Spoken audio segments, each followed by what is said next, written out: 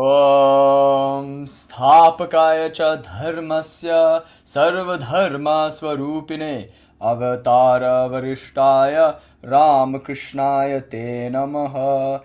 Jaya Shri Krishna Chaitanya Prabhu Nityananda Shri Advaita Gadadhara Shrivasadi Gaura Bhakta Vrinda.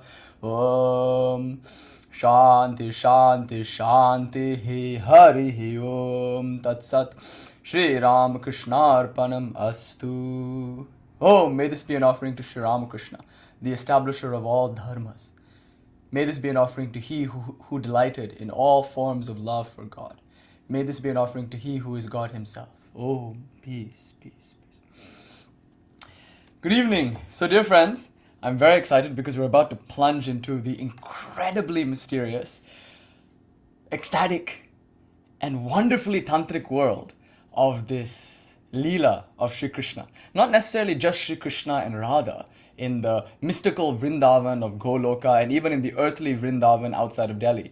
Not just that, but the Leela of Krishna and Radha combined in the very unique form of Sri Krishna Chaitanya, who is perhaps one of the most important figures in all of religious spiritual history. Not just in the movements of Bengal, which is very important for us given our leanings. But for all of the world, I think it's very important that we understand some of the esoteric significance behind the appearance of this very mysterious figure, this personality. So today we're going to talk about that. And this is, let me say a few things before we begin. There's 5 reasons why I want to do this talk. 5 reasons why I want to discuss Gaur and Nitai. 5 things. The first is because it's soon to be the Purnima celebrating the appearance of Gauranga, the one whose limbs are golden in complexion. So we're going to have this big festival for Gauranga all over the world. There'll be Holi. People will be celebrating the emergence, especially in Bengal, of this very mysterious figure, Gauranga. And here in our community, it's wonderful to explore all, we've had some conversations about Ramanuja in the past. We've looked at the philosophical edifice that is Vishisht Advaita. We looked at Ramanuja in a brief biographical sketch. We looked at his life and we saw what a beautiful and devotional and fervent life it was. And then we looked at Ramanuja's philosophical views and we compared that and contrasted that against Shankara's views, which he was refuting. And that was an incredibly productive conversation. Typically, we study Advaita Vedanta, we study mostly Kaulatrika forms of Tantra. Mostly we're doing some kind of Shaiva Shakta thing. See, but it's actually, to me, more exciting that we diversify a little bit and explore a few different approaches. Of course, from within the limits of what we can understand based on what our traditions and our proclivities and all of that. So it's going to be very exciting to talk about Chaitanya, least of all because it's his emergence coming up. It's his Purnima. But secondly, and so I'm thinking I want to do a series of talks, 3 talks. This will be the first in a series of 3. And I think I'll split them up in this way. This first talk will be about Chaitanya's philosophy. And not really the philosophy that Sri Chaitanya Deva established, but the philosophy that the Goswamis who came after him formulated based on his life and ecstasies and teachings. And that's an important point too. That teachers like Ramakrishna, like Chaitanya Deva, like Jesus, like Buddha, they might actually have nothing to do with their philosophical schools that have been erected in their name. That's a kind of interesting contemplation too, to think about how there might be different perspectives on this one figure. And that's what I want to explore. So we'll talk about the philosophy that was established post Chaitanya, even by some of his contemporaries during his time. That's the first of the 3 lectures, and that's the one we'll have right now. Philosophically, what is Chaitanya Deva? What is this phenomenon? What does it mean to practice this form of devotion to God? So we'll talk about a few tenets of this acintya bhedābheda school and contrast that to figures like Nimbarka, another Bhakti Vedantin, and maybe also figures like Bhaskara, who is not a Bhakti school teacher, but a Vedantin, a Vedanta Acharya, who's perhaps a contemporary of Shankara, a lesser known master in this tradition. So we can talk about Nimbarka and Bhaskara and talk about this idea of bhedābheda and contrast it to our strong Advaitic leanings that we naturally explore together in this community and make a case for it. That's the exciting thing. I'm going to come at this from a very excited, sympathetic point of view where I really want to make a case for bhedābheda. It's a very wonderful philosophy, especially acintya bhedābheda, which is unique and wonderful. Then, after that, the second lecture in this series. So now it's all going to be very technical philosophy, I hope. I don't know how deep we can go, but I really want to look at some of the foundational tenets in acintya bhedābheda in a kind of comparative way. by contrasting it against Shankara and other forms of philosophy, especially tantric approaches as well. Okay, that's the first of the 3 lectures. The second lecture will be all about practices. This is, of course, very fitting because Friday evenings we study the Bhakti Sutra of Narada. So Friday evenings are given to the commentary and study of this wonderful text that Sri Ramakrishna suggested to everyone. He would tell everyone that the way of this age is, he didn't so much suggest the text as much as the approach, which is expressed in the text. So he called it Naradiya Bhakti. He said the way of bhakti, as per Narada, is the way for this day and age, which is very exciting. That's what he, Sri Ramakrishna, often advocated. So Friday evenings, we study this Narada Bhakti Sutra, which teaches us how to practice Bhakti Yoga. Like, what is Bhakti Yoga? In what sense is Bhakti both the ends and the means? What is it to be a devotee of God? I think there's no text better than the Narada Bhakti Sutra to explore this, except maybe the Gospel of Sri Ramakrishna, or maybe Swami Vivekananda's Bhakti Yoga.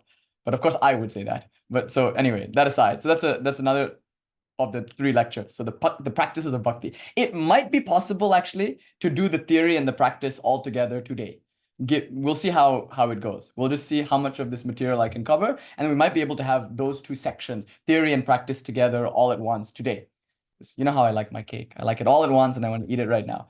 And then on Monday, we'll have a slightly bigger talk. Monday, I want to focus on the biography of Sri Chaitanya. I want to talk about his life, because I think the life is really the best expression of the teachings. Who was this guy? And it's really nice to see him through the lens of Sri Ramakrishna Paramahansadev, because they're very, very similar, almost mirror images of one another. So it's wonderful to consider Chaitanya Deva not as a teacher or as a formulator of a school of philosophy, but as a bhakta. Like, I don't think, except for Sri Ramakrishna or maybe Jesus or what, even Buddha, what devotion he had for everyone, right? Buddha was a great devotee. He was not a theist outright, but what devotion he had for God in her immanent form as everyone and everything. So all these great bhaktas, their lives, I think, are, for me, much more interesting teachings than what they either said or what were said about them.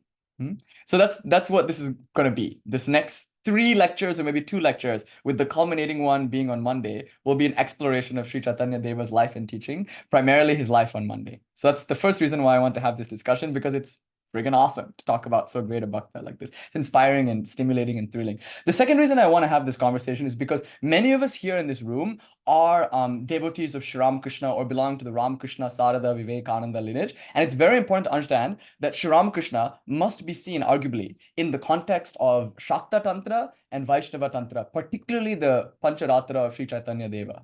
So Sri Ramakrishna cannot entirely be extricated from his cultural milieu. All of us are interacting with our surroundings as much as we are affecting them. So Sri Ramakrishna was really very much a product of the Bengali Vaishnava Shakta milieu. And, that's an important thing to understand insofar as we claim to be devotees of Sri Ramakrishna Paramahansadev. So one thing you should note is that Chaitanya Deva, they're very close in geographical proximity. Now, Sri Ramakrishna, growing up in Bengal, was growing up against the background of a predominantly Vaishnava world. Like, even the Shaktism of Bengal was very much Vaishnava in flavor, was very devotional in flavor, and very different sometimes from the Shaktism that I tell you about, the Shaktism that I grew up with in the South. Our ritualistic, tantric, Shaiva Shakta schools, which I was initiated to when I was a child, that's like kind of a different flavor. Like when we talk about our Srividya stuff or our Kaulatrika Krama stuff, you'll see like that's slightly different, and then we come to the Vaishnav, come to Kali Mandir, for instance, and there you find obviously it's a very diverse place. All the different schools are expressed there. It's a Ramakrishna Mata after all. But there you will feel, I think, a sort of,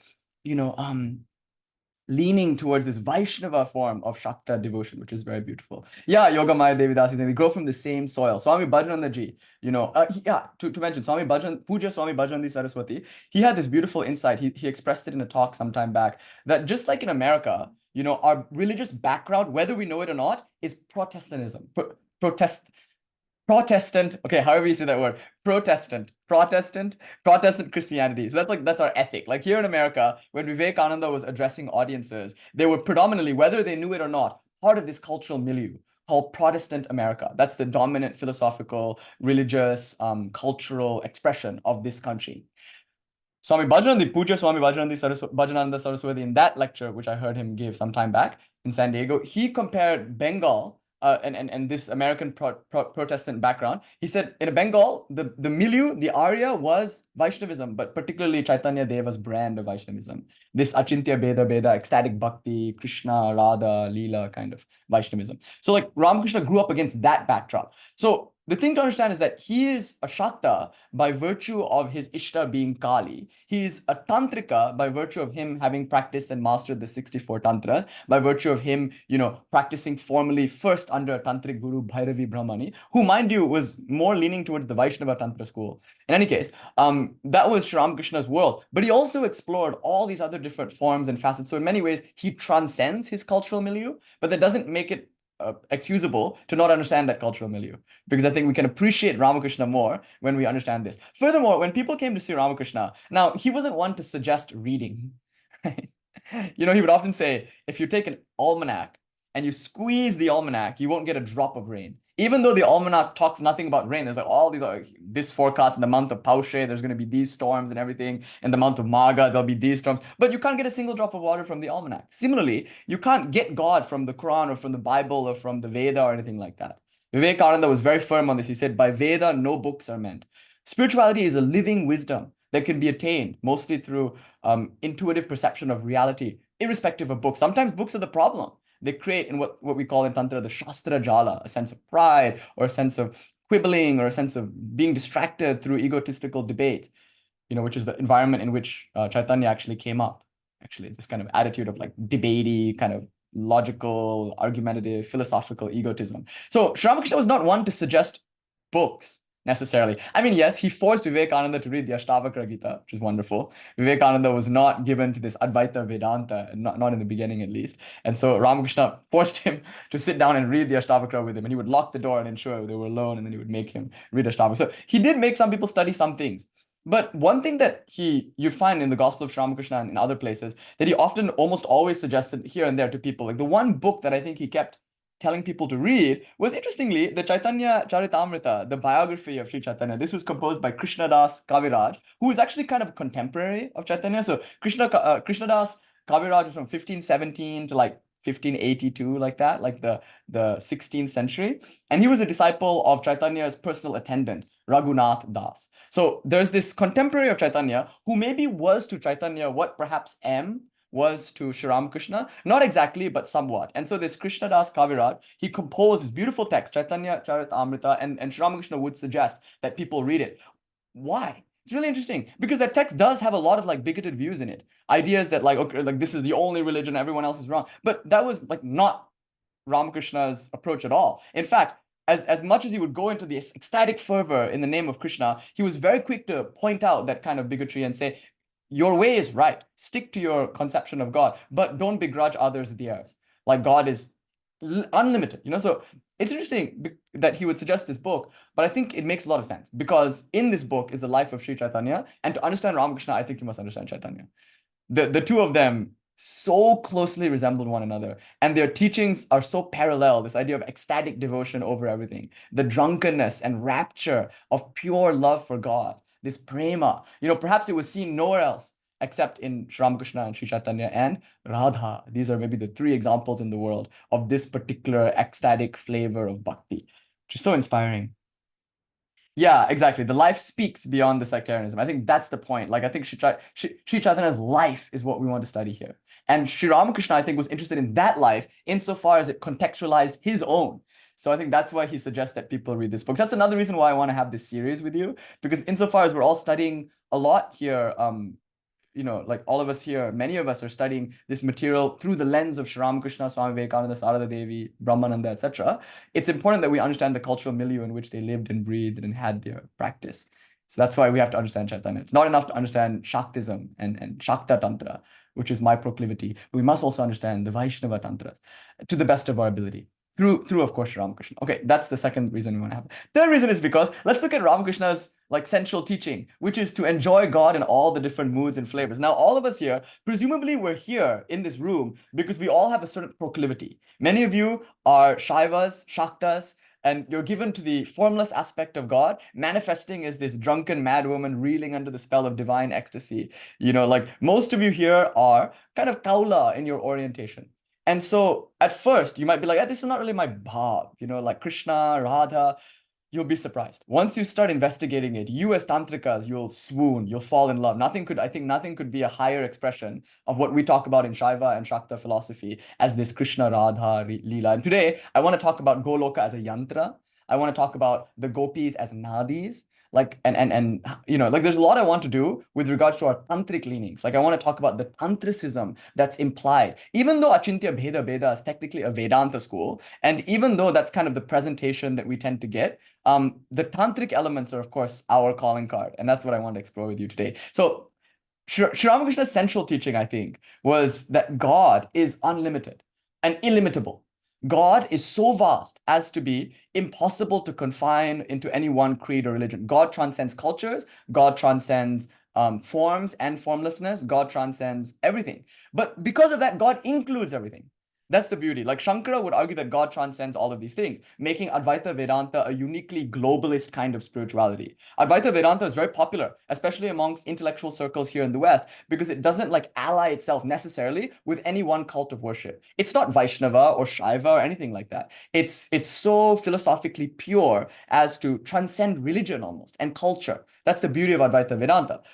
But Sri Ramakrishna, the problem with Advaita Vedanta is sometimes it excludes. It says, okay, we're like beyond all religions, and all religions are kind of lower reality, like gods and goddesses and all of these things. They're provisionally true as long as you're in bondage, but eventually you must give them up because ultimately they're illusory, like a snake falsely perceived in a real rope. But Sri Ramakrishna, interestingly, has this more like mother bhava, more capacious understanding, where he says, God transcends all religions, no doubt, but includes all of them too. So my favorite example is going to Baskin Robbins. Now, I have a preference. I like chocolate and I like mint choc chip. If you catch me at an ice cream place, once I was in actually near Laleshwari, I was in near Clare and Laleshwari, I was in Fort Erie, Canada, and I was there with my grandfather-in-law on my wife's side. And we went and we were outside an ice cream shop. And of course, I was getting my usual suspect, chocolate or mint choc chip or something like that. And my grandfather-in-law was handed soap by someone on the street, and mistaking it for ice cream, he took a big bite. It's so funny. The look on his face, I laughed for weeks. Anyway, that's an aside. So if I go to an ice cream store, unless I'm eating soap, obviously I'm going to be getting chocolate or mint choc chip. Those are my favorites. But isn't that sad to only like enjoy those two? I mean, there's so many other flavors. Baskin Robbins, 31, this lecture brought to you by, no, I'm kidding. So if you go, is that a copyright claim? I don't know. Will they be upset that I mention them all the time in these lectures? I don't know. So if you go into the Baskin Robbins, like you can have your favorite ice cream, no doubt. But you know what's even better? From time to time, just enjoying all the different ice creams. Also, Danny, hi, it's nice to see your face. Nice to finally see. Yes, you can enjoy all the ice creams. From time to time, you want to maybe have some strawberry. So Sri Ramakrishna gave a beautiful metaphor involving a flute. He said if he has a flute, he doesn't want to just play one note. Like can you imagine all day long you go and hear a musician and all the musician plays is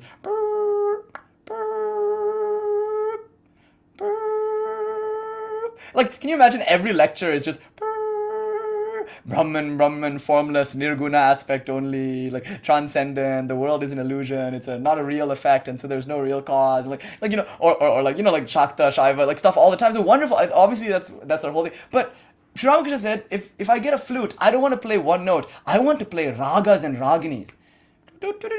Like he wants to go up and down the neck of the guitar, so to speak, to use a metaphor that's closer to home.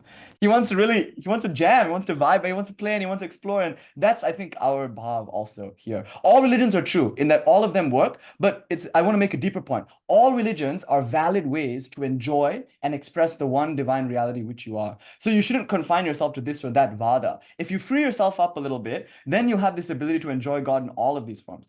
But what's interesting, don't try that weird blue ice cream. No, it's wonderful too. That ice cream is also wonderful. But also there's a warning here. So Sri Ramakrishna did say, right? Don't be one note.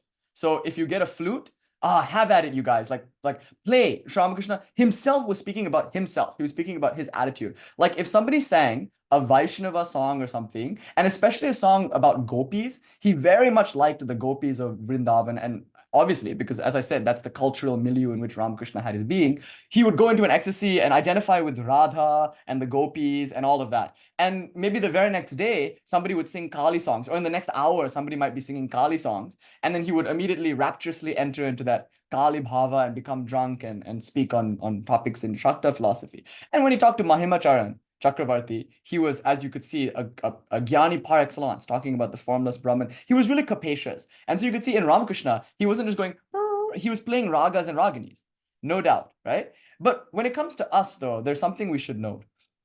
Especially in this day and age, there's this risk we all of us run in spreading ourselves too thin over too many different schools of philosophy. We become broad but not deep. One thing about like bigots and sectarians and dogmatists is that they produce saints. Let's not ignore the fact that the Orthodox mystical tradition is perhaps one of the most dogmatic, most bigoted traditions, even on cultural lines. Like what it means to be Armenian Orthodox is different than, they're very like, this is the only way. And not only are all other religions heretical, by the way, by some weird stroke of fate, I was volunteering at an Orthodox church. Don't ask, a Russian Orthodox church, and I was cleaning out their library and I was organizing the books. And I can't tell you how many books I came across that had pictures of Hindu gods on it and be like, the evil of the new age. And then like, there are all these books about like how Islam is evil and how other religions are evil and all of that, Okay, that's to be expected. No problem. I just smiled and filed them. But then I started finding all of these books about why Catholicism is evil and why all the other like the Roman Catholic Church. And I was like, whoa, they're really, really aggressively against all other schools that are not their own school. But look how many mystics have been produced.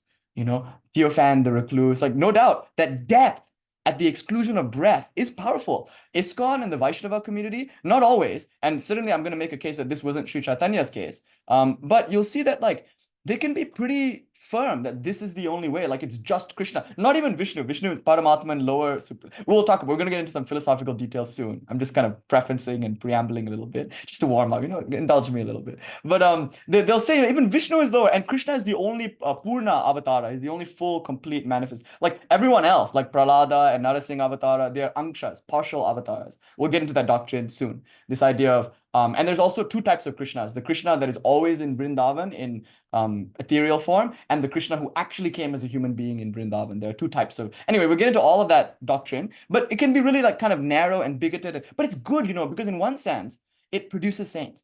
It's very mystically viable. I heard this wonderful story. Kali Charan, funnily, of all people, Kali Charan was telling me. Yeah, exactly. No, and you'll hear actually today like how Nirguna, and actually I think Chaitanya school, unlike Ramanuja's and maybe some of the other Bhakti-Veda Madhavas especially, I think Chaitanya's is like closest to Sri Ramakrishna and that it's actually the most inclusive.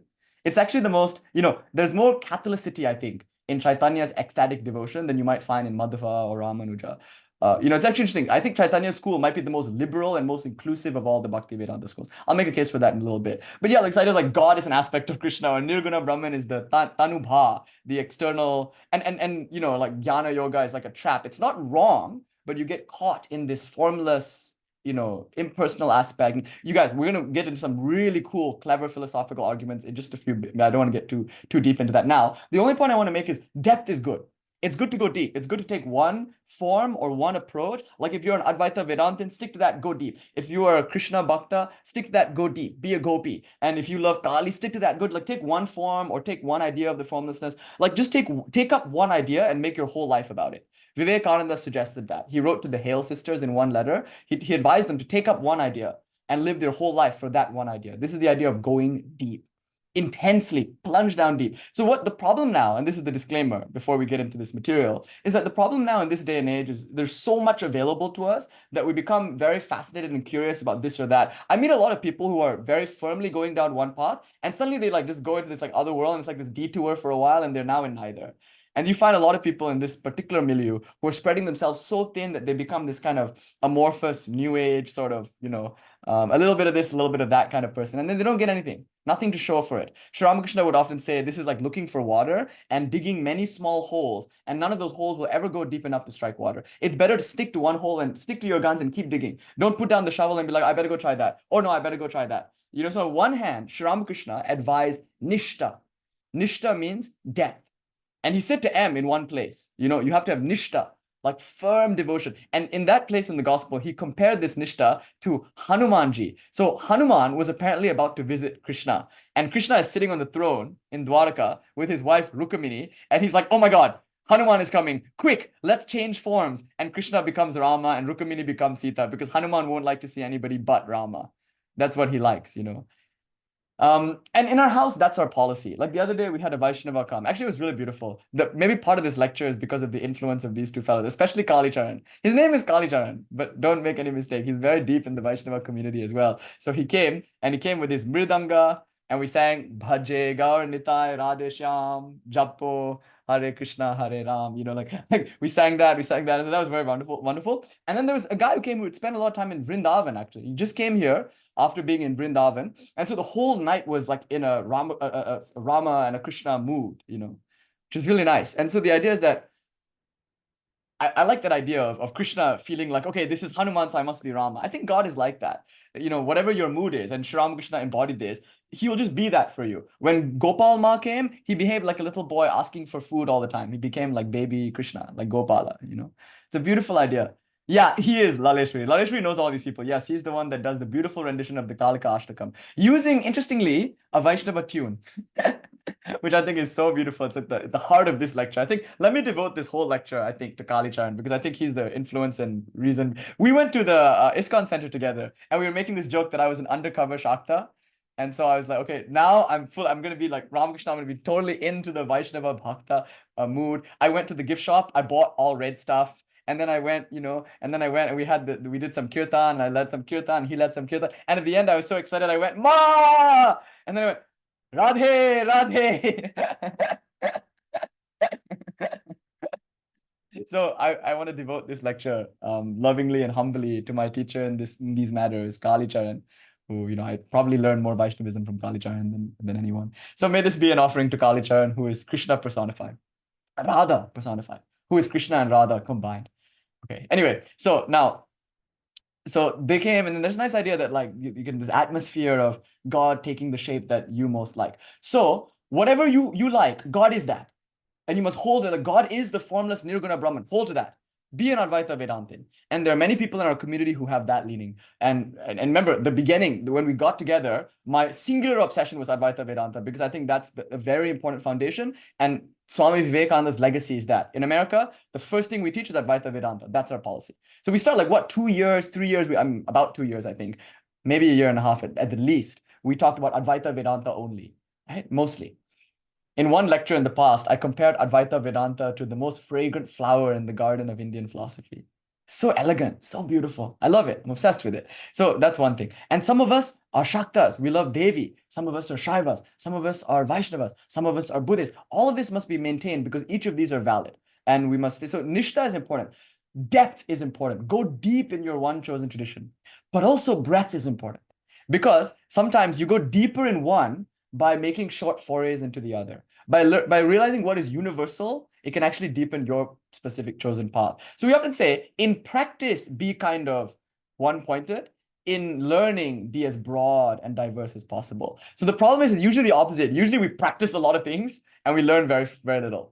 But it's good if you learn broadly and see what everything is about, but you practice deeply. That's, I think, our philosophy. So when we come together and we have these lectures, let's explore, you guys. Let's explore all these different philosophies in, I hope, a kind of deep way. Like, I don't want to give a superficial treatment of acintya, bhedābheda, but of course I'm going to, because, you know, it's not my, like, not my world, but I'm going to try my best. And by Krishna's grace alone, let's see what will happen. And let's try to be deep about this. And so I think it is possible as an ideal in our community to have both depth and breadth. So we'll just leave it at that. Like, if possible, let's go really, really, really, really deep, but let's also allow ourselves the scope to go deep and to be broad. I think this is the most balanced approach, and this is what Ramakrishna and Vivekananda embodied. Depth and breadth, right? They both have their virtues. Now to get rid of the vices and double down on the virtues of both. Okay, so what I'm trying to do here, I hope you can appreciate it, is to, as best as possible, represent Ramakrishna and Vivekananda, who were not confined to one thing at all. And that's why some people are like some lectures might be more your mood than others. And you might get the sense of like, well, where am I going? And why is this so inconsistent? And you have to understand, the reason why that's the case is because God, it's acintya. It's like inconceivably rich. And so all of this too. This too. Okay, the third reason why we have to do this lecture, so that aside, the third reason why is because God by any means necessary. You know, I should make this disclaimer. When you're interacting with material here in this community, there's going to be a lot of different views and different approaches. Some of them might really resonate with you. Yeah, Yoga Maya says she's got a stealth name. It's a good stealth name for whatever community you're in. Yeah, Kali Charan was complaining the other day that his name is not a good stealth name. Kali Charan, he who moves in Kali, is not like Yoga Maya Devi Dasi, a stealth name. Yeah. Nishant is a good stealth name. Okay. I look like a good Vaishnava boy, you know.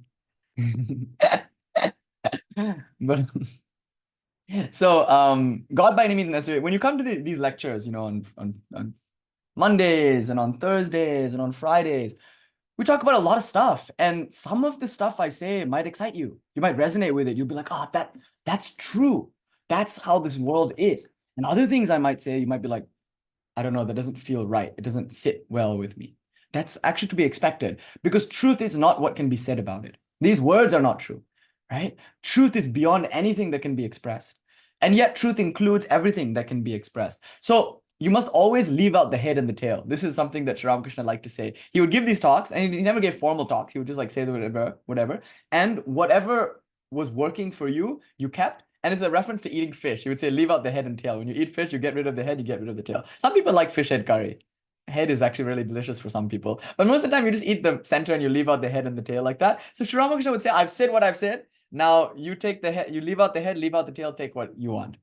And Vivekananda gave a very good metric, a yardstick for how to interact with this, not just in this community, but broadly speaking, in the world of spirituality, how to interact with all the material and worldviews. If it strengthens you, hold on to it for dear life. Keep it. And if it weakens you, throw it away. Don't, I actually know someone who she just takes everything she hears literally. Like, okay, somebody said that, okay, that must be true. No, we can't be like that. We have to be very discerning. Yes, that might be true for that person. And by true, what we mean is practical. It might be helpful and practical and empowering for that person, given their preconditions and proclivities and disposition, given that person's prakriti, we say, swabhava, that's appropriate for them. But it doesn't have to be for me. Okay, so I want to just like, I want to stress again that in this community, I'm going to try to put as many things as possible in front of you. Allah Sri Ramakrishna, everything I said, they've said already. I'm only here to say to you, to the best of my ability, as per my understanding, what they've already said. I have nothing new to add to any of this. But what I do want to do is give you as broad a feast as possible. So when you come to this house, there should be all sorts of cuisines, you know, suiting to all these different appetites. That's a wonderful thing. Okay, that being said, here's another flavor. Here's another piece, another dish. It's delicious. Oh, let's get into it. So God by any means necessary. Many doors, many dishes. Exactly. Many ways to God, many ways to enjoy God. So let's enjoy God together. Let's enjoy God in this way. I just want to be in this bar for a little while. Like I just want to think of Krishna and Radha. I just want to meditate on Vrindavan and this Rasa Leela. I just want to study Bhagavatam, books 10 and 11. I just, for today and for tomorrow and for Sunday and for Monday at least, if not for the rest of my life, I just want to be absorbed in this most adorable form that is Krishna with wildflowers in his hair, whose robes are yellow like lightning against an impossibly dark rain cloud covered sky, who is so elusive and mysterious, always seeming to be behind the very next tree, and yet not there. I want to meditate on how Radha must have felt. Oh, it's a wonderful thing.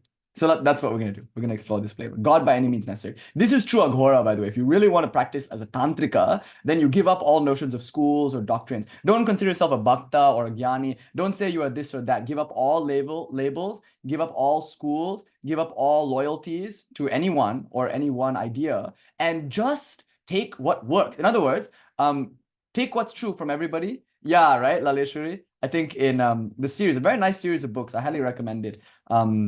Series called Aghora by Robert Svoboda, Ravi. And there, I think the very Ramakrishna inspired, you'll see there's a very kind of Ramakrishna vibe there.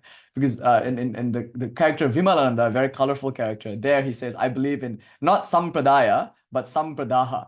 I don't believe in sampradaya schools. I believe in incineration, incinerate all schools. A very Nagarjuna-esque idea almost. But throughout the series of those books, I think Vimalanandaji stresses that Aghora is not a dogma. And neither is Tantra, actually. Tantra is a means, it's a method. So don't get dogmatic. And so to disrupt our natural tendency towards dogma, I think we should have, your loyalty is to God and your own sadhana, not to anyone or not to any one school. So be free and use whatever. Find beauty everywhere, find truth everywhere. Like listen to everything the world has to offer and take what you need and carry on. See, the goal is to realize God. And we say, by any means necessary. That is true Tantra, true Aghora. by any means necessary, realize God. Don't be a card-carrying member of any school. Oh, I am a Shakta. Oh, I am a Kaulatrika Tantrika. Oh, I am a Vaishnava. Why? The moment you say that, you're confined. Then you can't enjoy or benefit from things outside of that particular tradition. Okay, wonderful. Okay, so let's explore. That's the final thing I wanted to say. So the four things before we start this next 3 lectures in this journey into Krishna, which I hope will be an ongoing project for us like forever. The first is, this is wonderful. It's Gaur's birthday, and Sri Gauranga Ji will celebrate him by having these lectures on his philosophy, on his practice, and on his life. And it's interesting, how he develops and how he improves upon, arguably, the Bhagavata Purana's presentation of what Vaidhi Bhakti and Prema Bhakti look like. That's the first thing. Second thing is, if we want to study Sri Ramakrishna, it's very important that we understand this tradition because Ramakrishna emerged within this milieu. That's the second thing. Third thing is, Ramakrishna himself advises us to be broad, even as we go deep. So not to become bigoted or anything, we can play ragas and raginis, just like he did. We should play ragas and raginis. And fourthly, because we're tantrikas, any means necessary to realize God. Let's see if this will stick. So you can think all of this, I'm just going to throw dartboards at the dartboard. You're the dartboard. And I've got a bunch of dartboards, the spiritual heritage of India. And I'm just going to throw them en masse at you and see what happens. See what sticks. The goal is only to realize God, not conversion or anything. And remember, God is everything. So if you love Kali, by the way, if you love Kali, if you love Shiva, whatever you love, if you love Advaita, whatever you love, we're talking about that, except in the form of Krishna. That's the idea. Like, see your Ishta in this also. Right. Okay, let's start. Oh, it's so exciting. So like I said, Sri Chaitanya, what we know about him is from this text by Krishnadas Kaviraj, Chaitanya Charitamrita. But maybe I'll save more of the biographical stuff for Monday, but just very briefly, he's a 15th, 16th century figure. He was born on the 4th of February, actually on a lunar eclipse, which is really interesting. He was born, and there's, I think, one coming up, right? I think this full moon is a lunar eclipse. So given that this morning I was considering that, I was like, wow, I'm so excited. This is perfect. Chaitanya is going to be born in the lunar eclipse. I'm like, Chaitanya Deva, be born in my heart on the lunar eclipse. Be born again here that I may come to taste a fraction of what you and Radha, what Radha Rani is enjoying. So Chaitanya is often described in these communities as Krishna in the mood of Radha.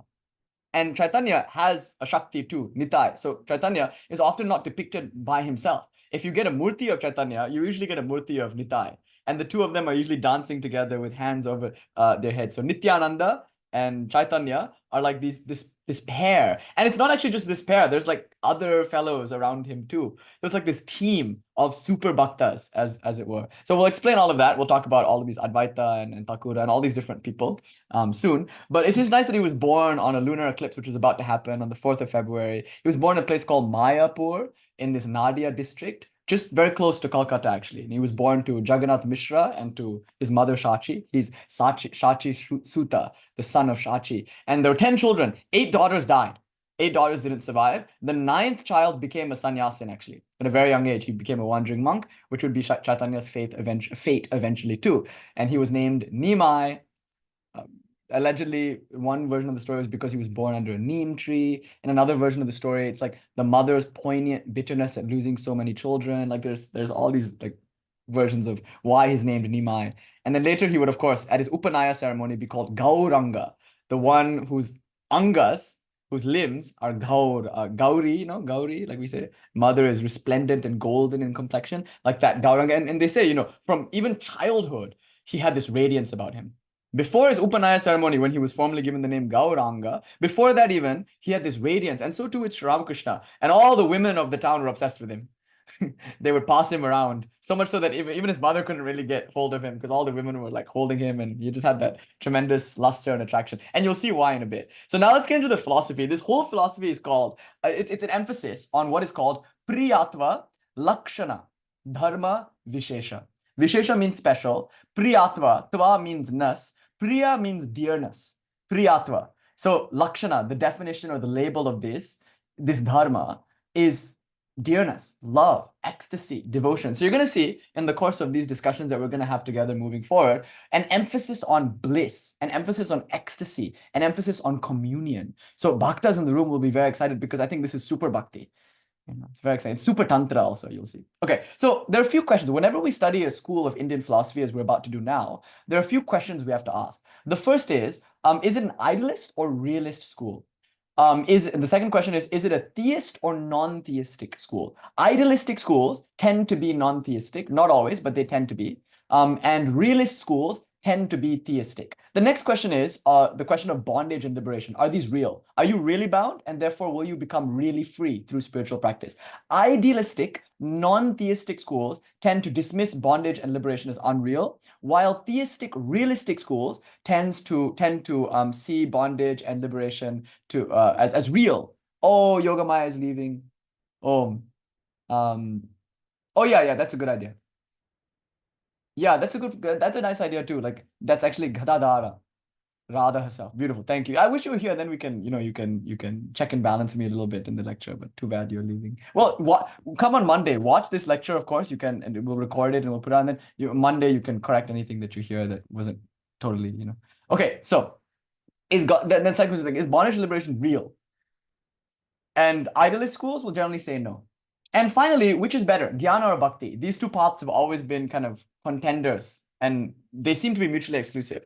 Ramakrishna, his whole life was trying to, I think, and Vivekananda Ji especially, was trying to harmonize these different yogas. But for the most part, they're seen as separate paths, and they're kind of allergic to one another in some sense. So which one is jnana? Which is better, jnana or bhakti? And you can see the idealistic, non-theistic schools that dismiss bondage and liberation as unreal prefer jnana. Because they're the insight that you have always been free and don't need to be, you've never been bound and therefore don't need to be free. There is no world. Like that realization, that insight is key. And to get that insight, moksha, you must practice jnana as the highest path. The other paths can help you. Yoga, bhakti, karma, they can help you. But this is the highest path. Whereas, on the other side, the bhakti schools say, no, jnana will never help you because God is a person. And it's only in appealing to that person that you can be saved. It's mostly through grace and not through self-effort that you can be saved. So bhakti becomes more predominant. So whenever we talk about Indian philosophy, you should always take the particular school you're studying through these series of questions, and it will help you systematically understand it. Is it theistic or non-theistic? Is it realist or idealist? Does it take bondage and liberation to be fake or real? And which does it privilege, jnana or bhakti or yoga, like that? So as far as we're studying Chaitanya's acintya bhedābheda, God is most certainly a person, not a principle. Remember, to contrast this to Shankara school, there in Kevala Advaita, Shankara school is called Kevala Advaita, and we'll use Shankara as a very important contrast to what we're studying now, because a lot of these later Bhakti Vedanta schools, which are often associated to Vaishnavism, a lot of them were responding to Shankara. The Vedanta systems that they were developing, like Madhava Vedanta or Vishishta Advaita Vedanta, and today we'll study Achintya Bheda Vedanta, these schools of philosophy were articulated as like antithetical to Shankara schools, and they were often refuting and rebutting Shankara's claims, so you can't really study them independently of Shankara. And most of the people who would be exposed to this philosophy were probably Mayavadins and Shankarites, because that was the dominant like spiritual philosophical position of that day and age. Shankara was widely popular, widely read, and kind of like the go-to Vedanta of that day and age, and still today, actually. Shankara's prestige cannot really be questioned. He's perhaps India's most well-known philosopher, most read philosopher, and perhaps most authoritative philosopher. So these Bhakti schools, when they emerged, had to contend with that. And so they're often articulating their positions against that. So to be very systematic, we should always keep Shankara in mind and then consider how these schools are differing from Shankara or agreeing with Shankara, and how they're articulating their own positions with their own theological and practical implications. Okay, so the first thing then is Shankara does not think that God is a person. In Shankara's view, God is provisionally real as long as you're in bondage. So if you are in Maya, if you as a jiva experience the world, Jagat, then necessarily there must be Ishvara. So Ishvara, the creator of the world, Jagat, is real for you, the jiva, insofar as you are in bondage.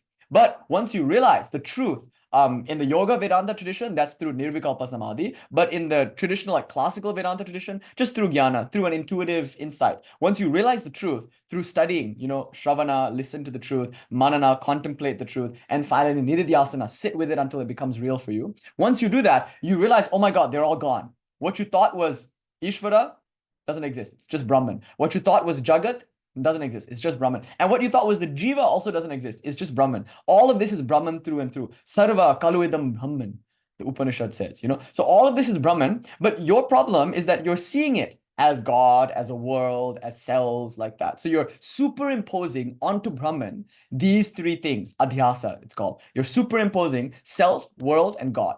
So there's room in this system for religion, but only provisionally. only as a kind of stepping stone. So you do karma yoga, you do your dharma, you do all your Vedic rituals like that, and then you do bhakti, and then eventually you do yoga, and all of this brings you to jnana, and jnana will ultimately liberate you. The problem is ignorance, and so the solution is not love, because love is not the opposite to ignorance. The solution must be knowledge. Love for knowledge, that's what you want. So the real bhakti in jnana is the devotion, single-pointed devotion to Brahman, or to the study and contemplation of Brahman, like that. So and you have to, all spirituality requires love. Except here, the love is for the impersonal aspect, nirguna Brahman, and it's for jnana. And so that will free you, because knowledge is opposite to ignorance. Okay, so God here is, if you have to use the word God, and you shouldn't, I think, in the ultimate reality of Shankara, you can't really use the word God in the traditional connotation. Instead, you should say reality, or you should say truth.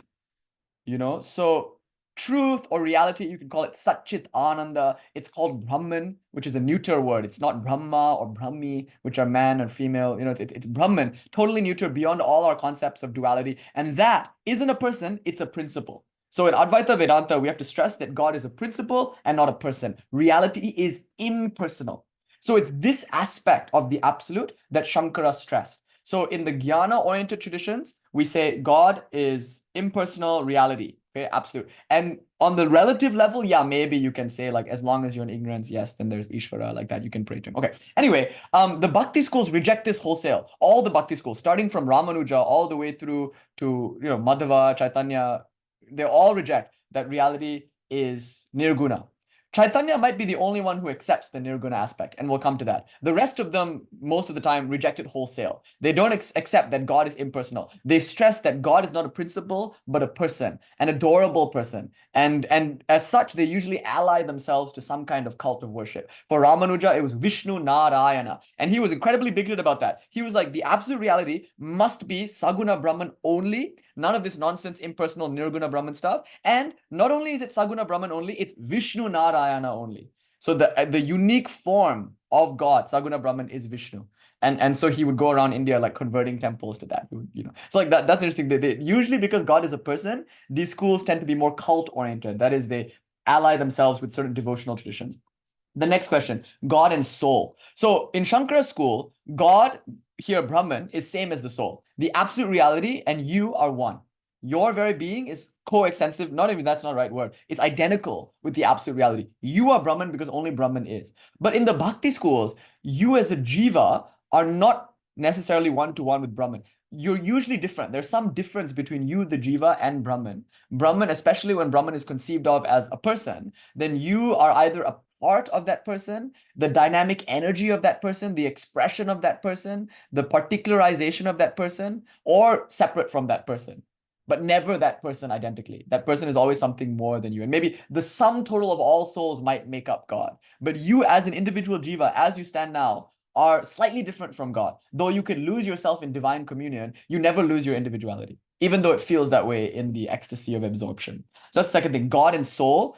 In the Bhakti schools, generally across the board, there's some difference. Even Ramanuja's qualified non-duality, and acintya bhedābheda is also non-duality, Advaya. Even there, some difference is being stressed, but it's like a difference that is very minimal, actually, which is interesting.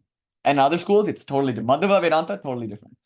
The next thing is creation real or unreal? Now, most idealist schools, like Shankara's, will say creation is not real. And he'll use the example of the pot. So if you take a pot made of clay, in some sense, you could say the clay is the cause and the pot is the effect.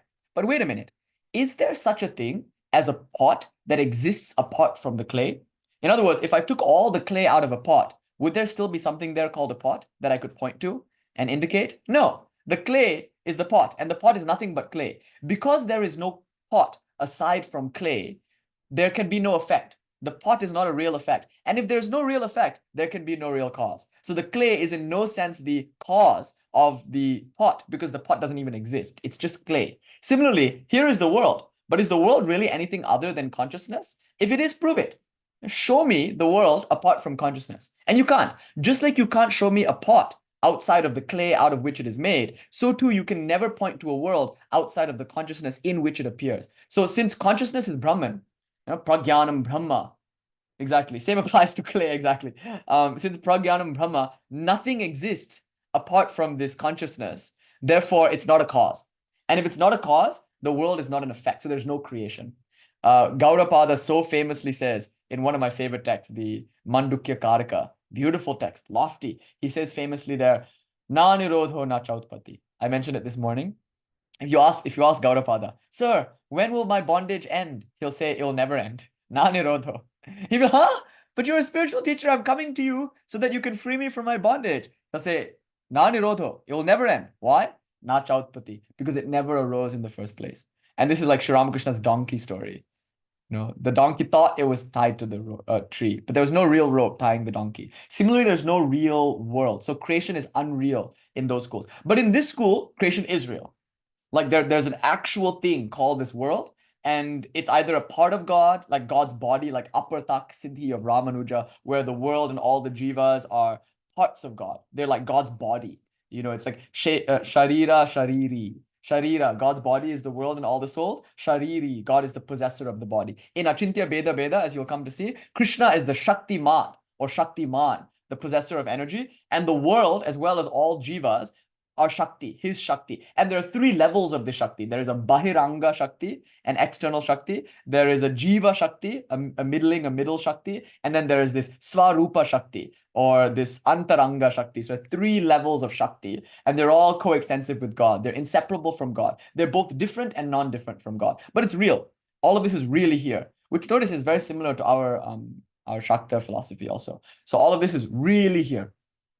So the world is real. That's another difference. And if the world is real, then bondage is real, right? According to Ramanuja, the soul, the jiva, is real. It lives in a real world, which is God's body, and it's really contracted because of malas, because of certain impurities, because of materiality and false thinking, because of karmas. Usually karmas are the main cause for this contraction. The soul actually contracts and feels itself to be bound. But through mainly bhakti, but supported by jnana and karma, which are lower disciplines, bhakti being the highest, the soul can expand again. So the bondage is real and the liberation is also real. Whereas if the world is not here, then you were never bound by it. And then, ultimately then the schools of Ramanuja and all will say you can do jnana and karma, but ultimately you must do bhakti. Bhakti is the only way that will free you. And Chaitanya doubles down on bhakti. He's like all about bhakti. He says like jnana, karma, yoga, actually they lead you to lower states, and there you can be trapped. So you just stick to bhakti and you double down on bhakti, and we'll see what that like looks like. In any case, there's a bit of a precedent for what I'm going to tell you now. I just wanted to give you this like broad overarching view. Now let's go into the details. There's a bit of a precedent for Chaitanya school. We have Jaya Deva, who I think was the first person through his musical compositions to really kind of popularize his Radha Krishna mysticism, which you find in the Bhagavata Purana in like the 10th, 11th books. And then there was also like Chandidas and Vidyapati. These are all figures who championed this particular flavor, but it was Chaitanya who really like drove it home. So like I said earlier, it wasn't really Chaitanya who formulated the school that I'm now going to share with you. Acintya bhedābheda is not really Chaitanya's teaching because he didn't really leave any. His life was the teaching. He spent all of his time absorbed in Krishna, singing and dancing. His life was not a life of writing books or giving lectures or formulating philosophical schools, like Shankara. His life was singing and clapping his hands and celebrating, and it was like a Bollywood movie. He would run through the streets and people would join him and they would all just sing and lose themselves in fervor and ecstasy. And he loved to talk to people though. So much like Ramakrishna, yeah, as Chaitanya Devi said, that he's a spiritual raver. Like the whole like and those of you who go to like ISKCON and party with them, it's like partying. It's like a rave. You guys are raving. You go on the streets and you rave and it's wonderful. So he was doing that. He was celebrating. He wasn't working. He was celebrating. But much like Sri Ramakrishna, he delighted in conversing about God.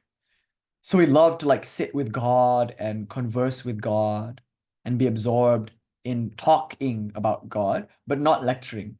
He wasn't like formulating or anything like that. He would just say things about God and about the path. And most of all, he would demonstrate. So just like Ramakrishna left it to Vivekananda to formulate and left it to his disciples and left it to all of us actually to figure out what all of that was about philosophically. Just like Ramakrishna, Chaitanya wasn't interested in any of that. He just wanted to live his life. And like Ramakrishna said, I don't give talks, I don't give lectures, I just eat, drink, and make merry. Just like that, Chaitanya was only interested in eating, drinking, and making merry, which for him meant living in God consciousness every day. Okay, So really it was Sanatana, Rupa, Jiva Goswami, and to some extent Baladeva who came later. It was these Goswamis, this group of followers of Chaitanya, who really formulated the school of philosophy. Okay, so we'll start with this. The first thing to note about Ramanuja's school is that it accepts the nirguna aspect of Brahman. This to me is huge. It's revolutionary. Most of the Bhakti schools detest nirguna Brahman. The impersonal God, like what? You're saying our beloved is a void? I'm very partial to this. And you'll see in the Mahanirvana Tantra, there's this emphasis on Kali as Brahman. Kali is black. Why? Because just as black dissolves all name and form, so too does Kali dissolve all, so, no, just as black dissolves all colors, so too does Kali dissolve all name and form. So Ramakrishna would speak in these terms too. He would say, after the sun of Jnana rises, all the ice will melt. This idea of melting and dissolving. But then he said, there are some icebergs that are actually quartz crystal. They don't melt. There's a Nitya Leela and a Nitya Krishna. So Sri Ramakrishna enters into this like more acintya bhedābheda sort of territory, which we'll explore now. So acintya bhedābheda, like Sri Ramakrishna, accepted fully the nirguna aspect of Brahman. However, this is the important detail. This aspect, the nirguna aspect, was considered to be tanubha. Tanu means body, and bha means resplendence or shining. So just like the sun is shining, right? The light and effulgence and splendor of the sun is not really the sun.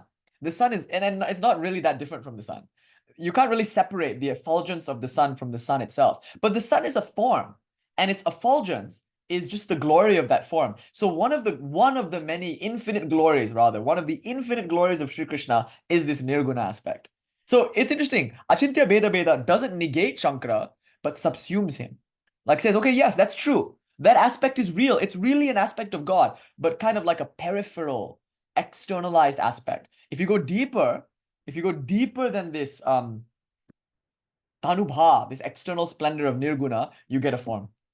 Saguna. And that form is uniquely Krishna, as we'll see in a few moments. And there's support for this. So another thing you should know is that Shankara, what's unique about Shankara is that it's very fit for the Western audience because it doesn't depend on the Veda.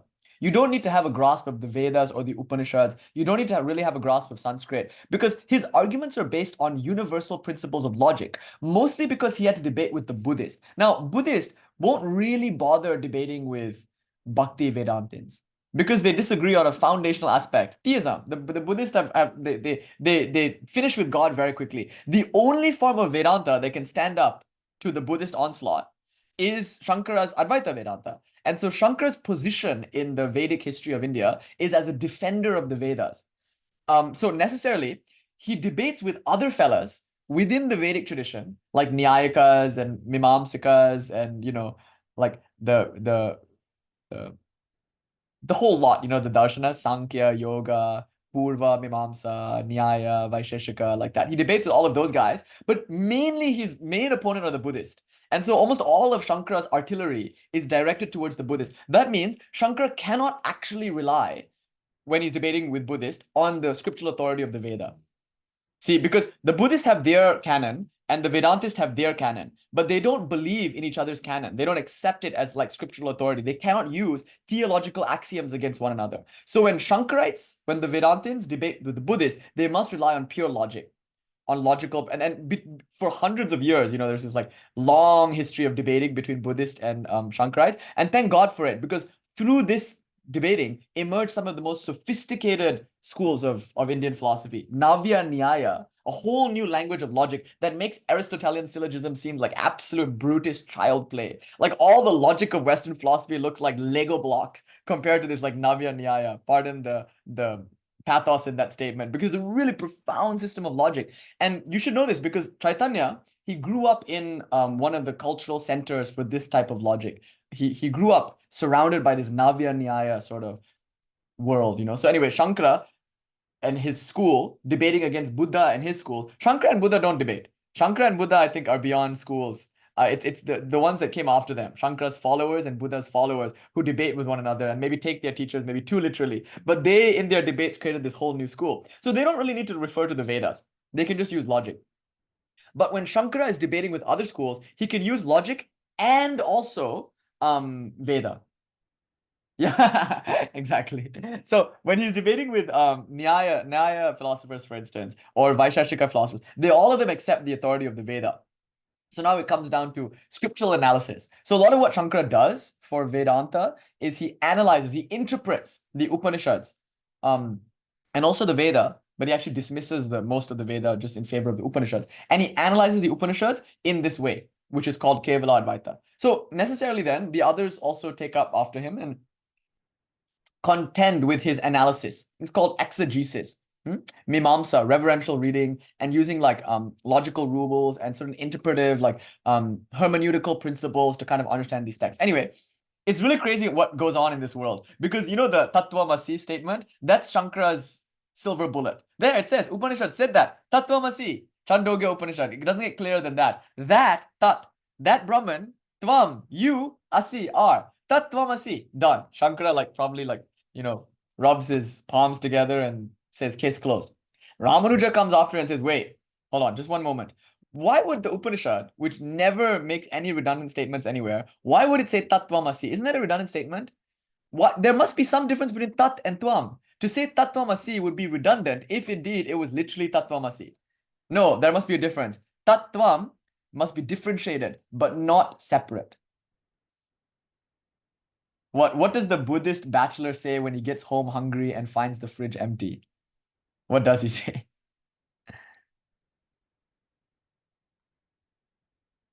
The egg is an illusion. Okay, so this is very important. This is very, very important. The idea that scriptural analysis is at the heart of this kind of formulation of philosophy. So what Madhava what Madhava does, Madhava's thing is crazy. You know what he does? Tattvamasi, right? How do you debate with that? He imports the from the previous word into this sentence. So now it's no longer Tattvamasi, it becomes Tattwamasi. Thou art not that. You see? So Shankara says, Tattvamasi, thou art that. You are Brahman. And then Ramanuja says, hang on a moment. Tattvamasi would be redundant if that's literally what it meant. Rather, it's you are a part of that. And then Madhava says, no, you import the A, Tattvamasi. You are not that. But notice, all of this is not logical. The arguments are not based on logic. They're based on scriptural axioms. So acintya bhedābheda will refer to that, to what is said in the scripture. In the Gita, verse 27 of chapter 14, Krishna says, I am the support of Brahman. And that's the key for Chaitanya. Look, 14:27, Gita, Krishna, in the Gita, Krishna, the personality, the friend of Arjuna, the charioteer of Arjuna's army, says that I am the support of Brahman. I, the person Krishna, support Brahman. Therefore, Chaitanya concludes from this that Krishna's personality includes the nirguna aspect as a peripheral brilliance. That's the first thing to note. It's included as anubha, right? That's wonderful. Now what else? Now the next very interesting and technical philosophical point. Does Brahman change or is Brahman ignorant? So Shankara, now you have to remember one thing. For God to be God, God must be unchanging. For God to be absolute, the definition of absolute is unchanging. You might ask, why must that be the case? Well, maybe it's axiomatic. For something to be absolute, it cannot be relative. Change is a relative experience, right? Like if something is changing, then it's relative or it's being acted upon. You know, usually change implies cause and effect. It implies time. So the moment you have change, you introduce time. And the moment you introduce time, you introduce cause and effect, niyati. And the moment you have cause and effect, you have bondage. So for God to be God, for God to be absolute and free, for reality to be really valuable to us who are bound in time, space, causality, for us who are tyrannized by karma, God must be beyond these things. And so God must be unchanging. This is very important. The moment God changes, God is no longer God. So look, how do we resolve the fact that everything is changing? Well, God must be something other than this world. Most religions take this view. This world is like absolutely debauched. It's degenerate because it's all change and time and decay. But God is transcendent to this world. God is beyond this world. So usually this is like a heaven narrative. When you pass away, you go to this heavenly realm, and then finally you're free of time, space, and causality. Okay, that's most religious philosophies. But what's beautiful about Shankara is he says, no, this world is God. By God here is meant Brahman. Why? Because there's no world apart from Brahman. Okay, now you have a very dangerous proposition. If the world is Brahman and the world is changing, then Brahman is changing? No, Shankara says. The world is an appearance in Brahman. The world is not really in Brahman. Brahman doesn't become the world like yogurt comes out of milk or something like that. No, the world merely appears in Brahman, but has no inherent reality on its own. Think of like a mirage in the desert. Whatever happens on the level of the mirage is not happening to the desert. Shankara famously said, how much water does it take for a mirage to wet the desert sands? It's a riddle. Obviously, no amount of water in the mirage could ever wet the desert sand because there is no oasis there. There is no mirage. Similarly, nothing that happens in the movie happens on the screen. Although the movie might be full of change, the movie is changeful. The screen is changeless.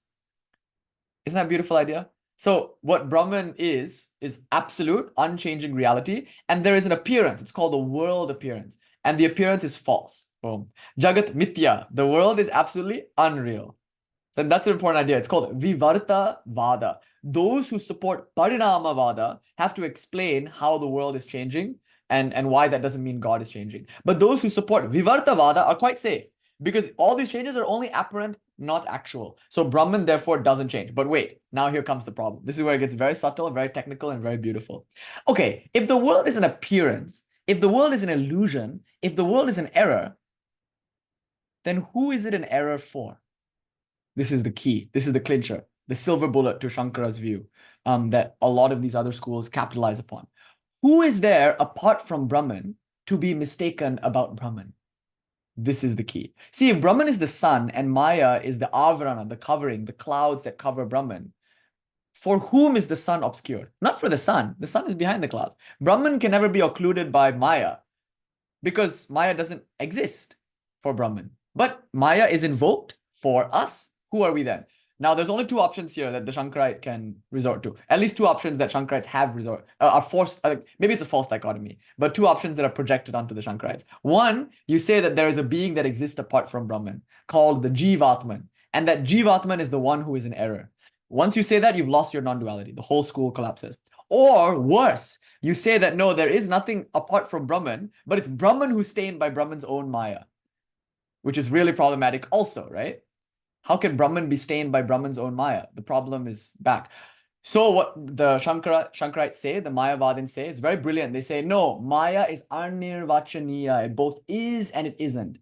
There is Maya when you are a Jiva, but once you realize there's no Jiva, Jagat, Ishvara, then there's no more Maya, you're free. So there is Maya as long as you're in Maya, but there's no Maya once you're free of Maya. So Maya both is and isn't. And then we catch them on that and we say, wait. Logically, that's really problematic. It's called Viruddha Dharma Adhyasa. How can you apply two contrary attributes to one thing? Like, so Maya is and it isn't. It is when you need it as an explanation for why a person is in assumed bondage. And it isn't when you want to explain absolute reality. That's kind of weird. It seems now like you have a kind of duality here. Like there is this thing called Maya,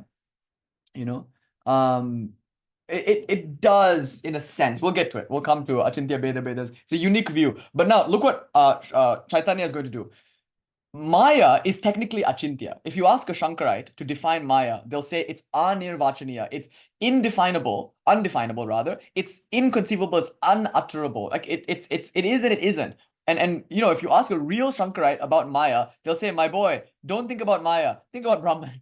Why try to prove error? Might as well dwell in truth. There is no Maya, forget it. But it's an important part of Shankara's doctrine. So this is key. So here's where it gets subtle. For Shankara, it's Maya that's anirvachaniya. Okay, it's Maya that is indescribable, incomprehensible. It's Maya that's acintya. But for Chaitanya, what ends up happening is in order to avoid the idea of Brahman being stained by Maya, he says it's not Maya, it's Shakti.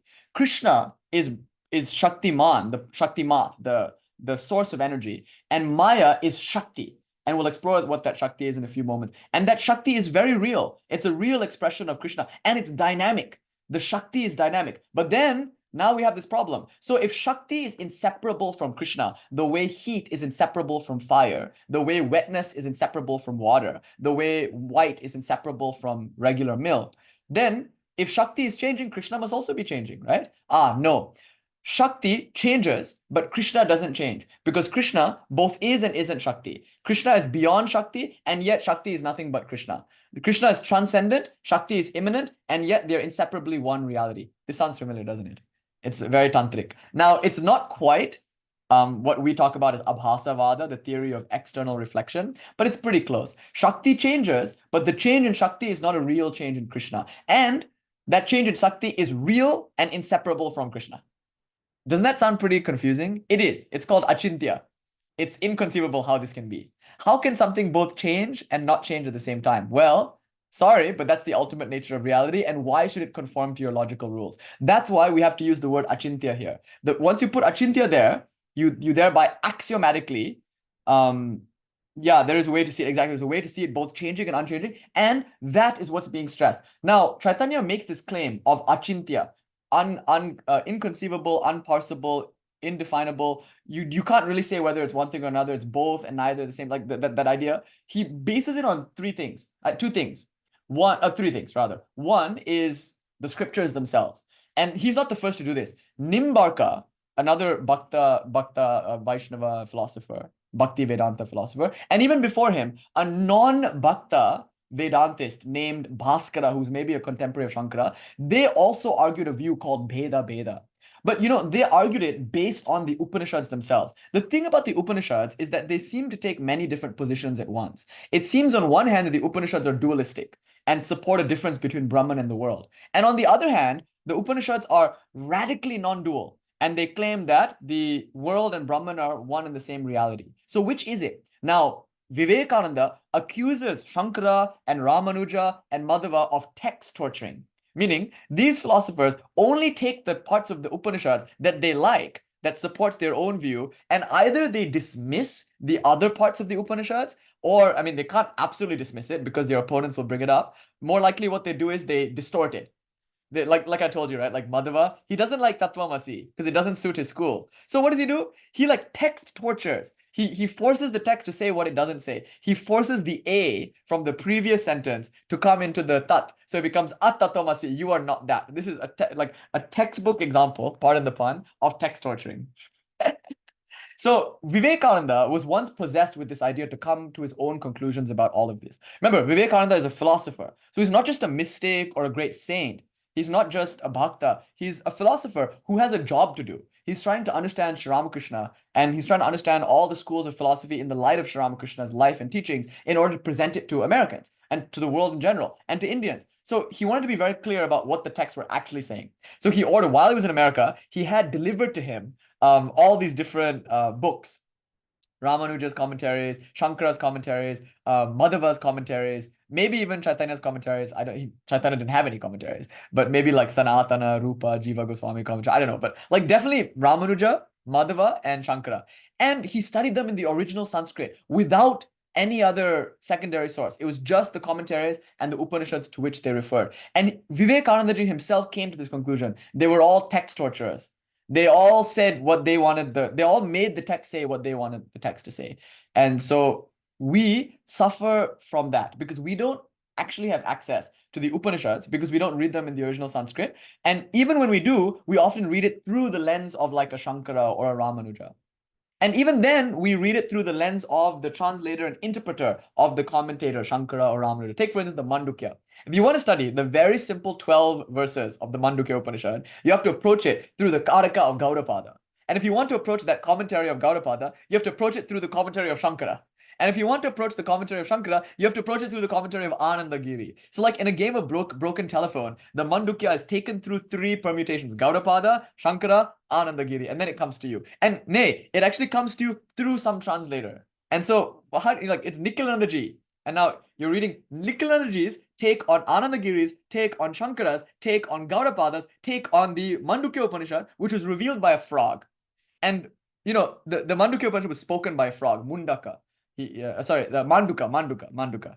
Manduka is the word for frog. And this Manduka, this frog, revealed this Upanishad. So who knows what the frog really said? You have to go talk to the frog. But instead, we talk to all of these humans who are speaking for the frogs. It's like the Lorax, I speak for the trees. So like all these guys, Gaudapada, Shankara, like I speak for the frog. You know what? Maybe that's not what the frog actually said. Let's go back to the frog. And even if you go talk to the frog will say the truth is beyond even what I'm saying. That's kind of what the Mandukya seems to be implying anyway. So that's what Vivekanandaji came to when he studied all these texts. They're all text torturers. They all are reading things according to their own light. So you have to really respect people like Bhaskara and Nimbarka and Chaitanya. Because rather than go for logical consistency, which you get to a T in Shankara school, I mean, take that with a grain of salt. Many disagree with that statement. But they're very logical schools, like Buddhistic philosophy, Shankarite philosophy, very logical, hyper logical. But people like Nimbarka and before him Bhaskara and certainly Chaitanya, they were willing to accept that maybe it doesn't have to be. Maybe like the scripture doesn't have to be, because India has attained a very high state, I say this with humility, of logic and intelligence and academics. But at the same time, they don't lose their mysticism. And so you're always getting this like kind of head and the heart sort of debate in India, where people become pundits and overly interested in logic, which is good. And other people become mystics and overly sentimental and sometimes dangerously so. And that's like, there's always this tension. And Chaitanya beautifully straddled it and said it's both. Like there's a way to logically argue for this, but also we must accept as Artha Pati. Artha Pati means axiom. We must accept axiomatically that it's both. It's Bheda and Abheda. Why? Because the Upanishads say so. If the Upanishads say it's Bheda, it must be Bheda. And if the Upanishads say it's Abheda, it must be Abheda. You can't take one and not the other. If you take our scripture as a whole, it seems to be saying that reality is both different and non-different. Therefore, Abheda Bheda. And how can something be Abheda Bheda? That seems logically implausible. Acintya. Who can say? That's the mystery of God. So the first way we establish acintya, bhedābheda, is based on scriptural authority alone. And like I just said, many of these schools were interested in scriptural authority predominantly. But secondly, as Fabrizio Deva is saying there, it's through experience. When one experiences God through bhakti practices, as per our current study, all logic goes out the window. You realize God is absolutely inconceivably, illogically magnificent. And although not unreasonable, no language can possibly describe it. And so you experience your experience of God in ecstasy will be acintya, inconceivable. Komala Kanta, how beautiful his song. Oh mother, I've thought about you all my life, and now I've gone crazy. That's what happens. You think about the mother, you go crazy. Sri Ramakrishna said, don't worry, you will never go crazy thinking about the source of all sanity. You won't become unconscious thinking about consciousness. Like, so Sri Ramakrishna said, like, the world is crazy. But if the ones who are crazy for God are the sanest people in the world, because they're meditating on sanity itself, consciousness itself, sentience itself. So don't worry. This is like exaggeration to say that you go crazy. No, you're hyper sane. You're actually the only functioning person in society is a God-drunken lover. The only person who's actually fulfilled, who isn't doing damage to themselves and others, who is actually a blessing to themselves and others. The only person in society who is like that is the person who is liberated, who is fully immersed in God. But for the rest of the world, like, what? It seems crazy. My parents call me often and they're like, why don't you have a job? They're like, you can't, they're like, what? They're the Kshatriya types. They call me and they're like, we never depended on anybody for our sustenance. And here you are taking donations for your rent. And I'm like, what can I say? It's inconceivable.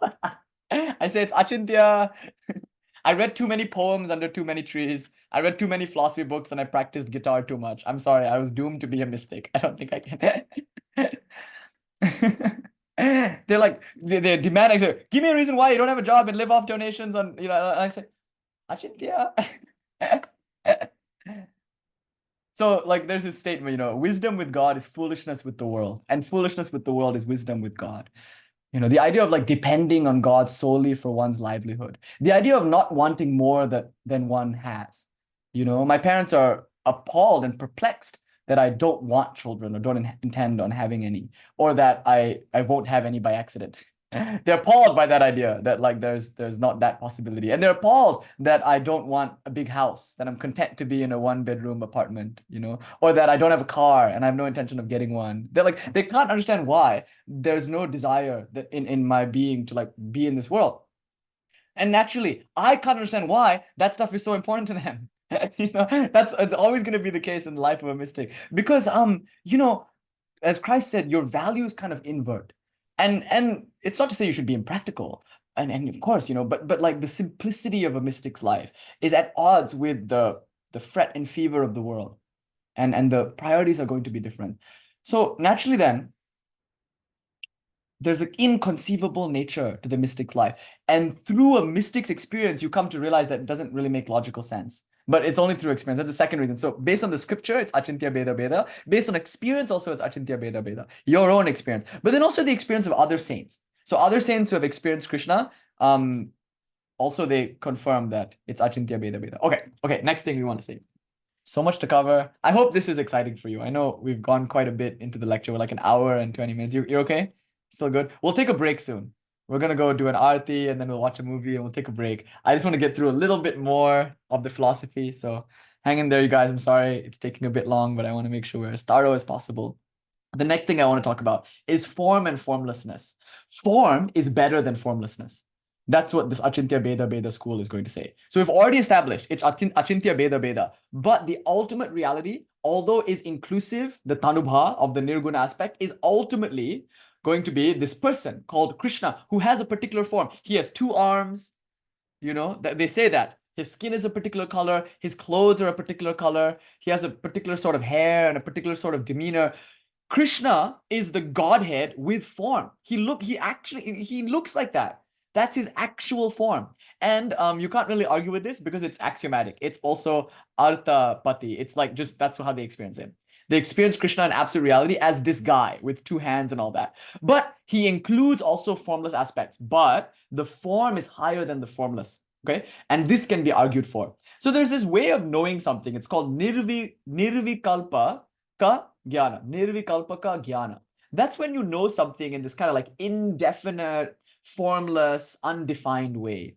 Okay. Now ask yourself, when it comes to knowing the objects of the world, is it better to know something indefinitely or definitely? In other words, which do you consider real knowledge? Definite, clear, certain knowledge, or indefinite, vague, ambiguous knowledge? Obviously, the former.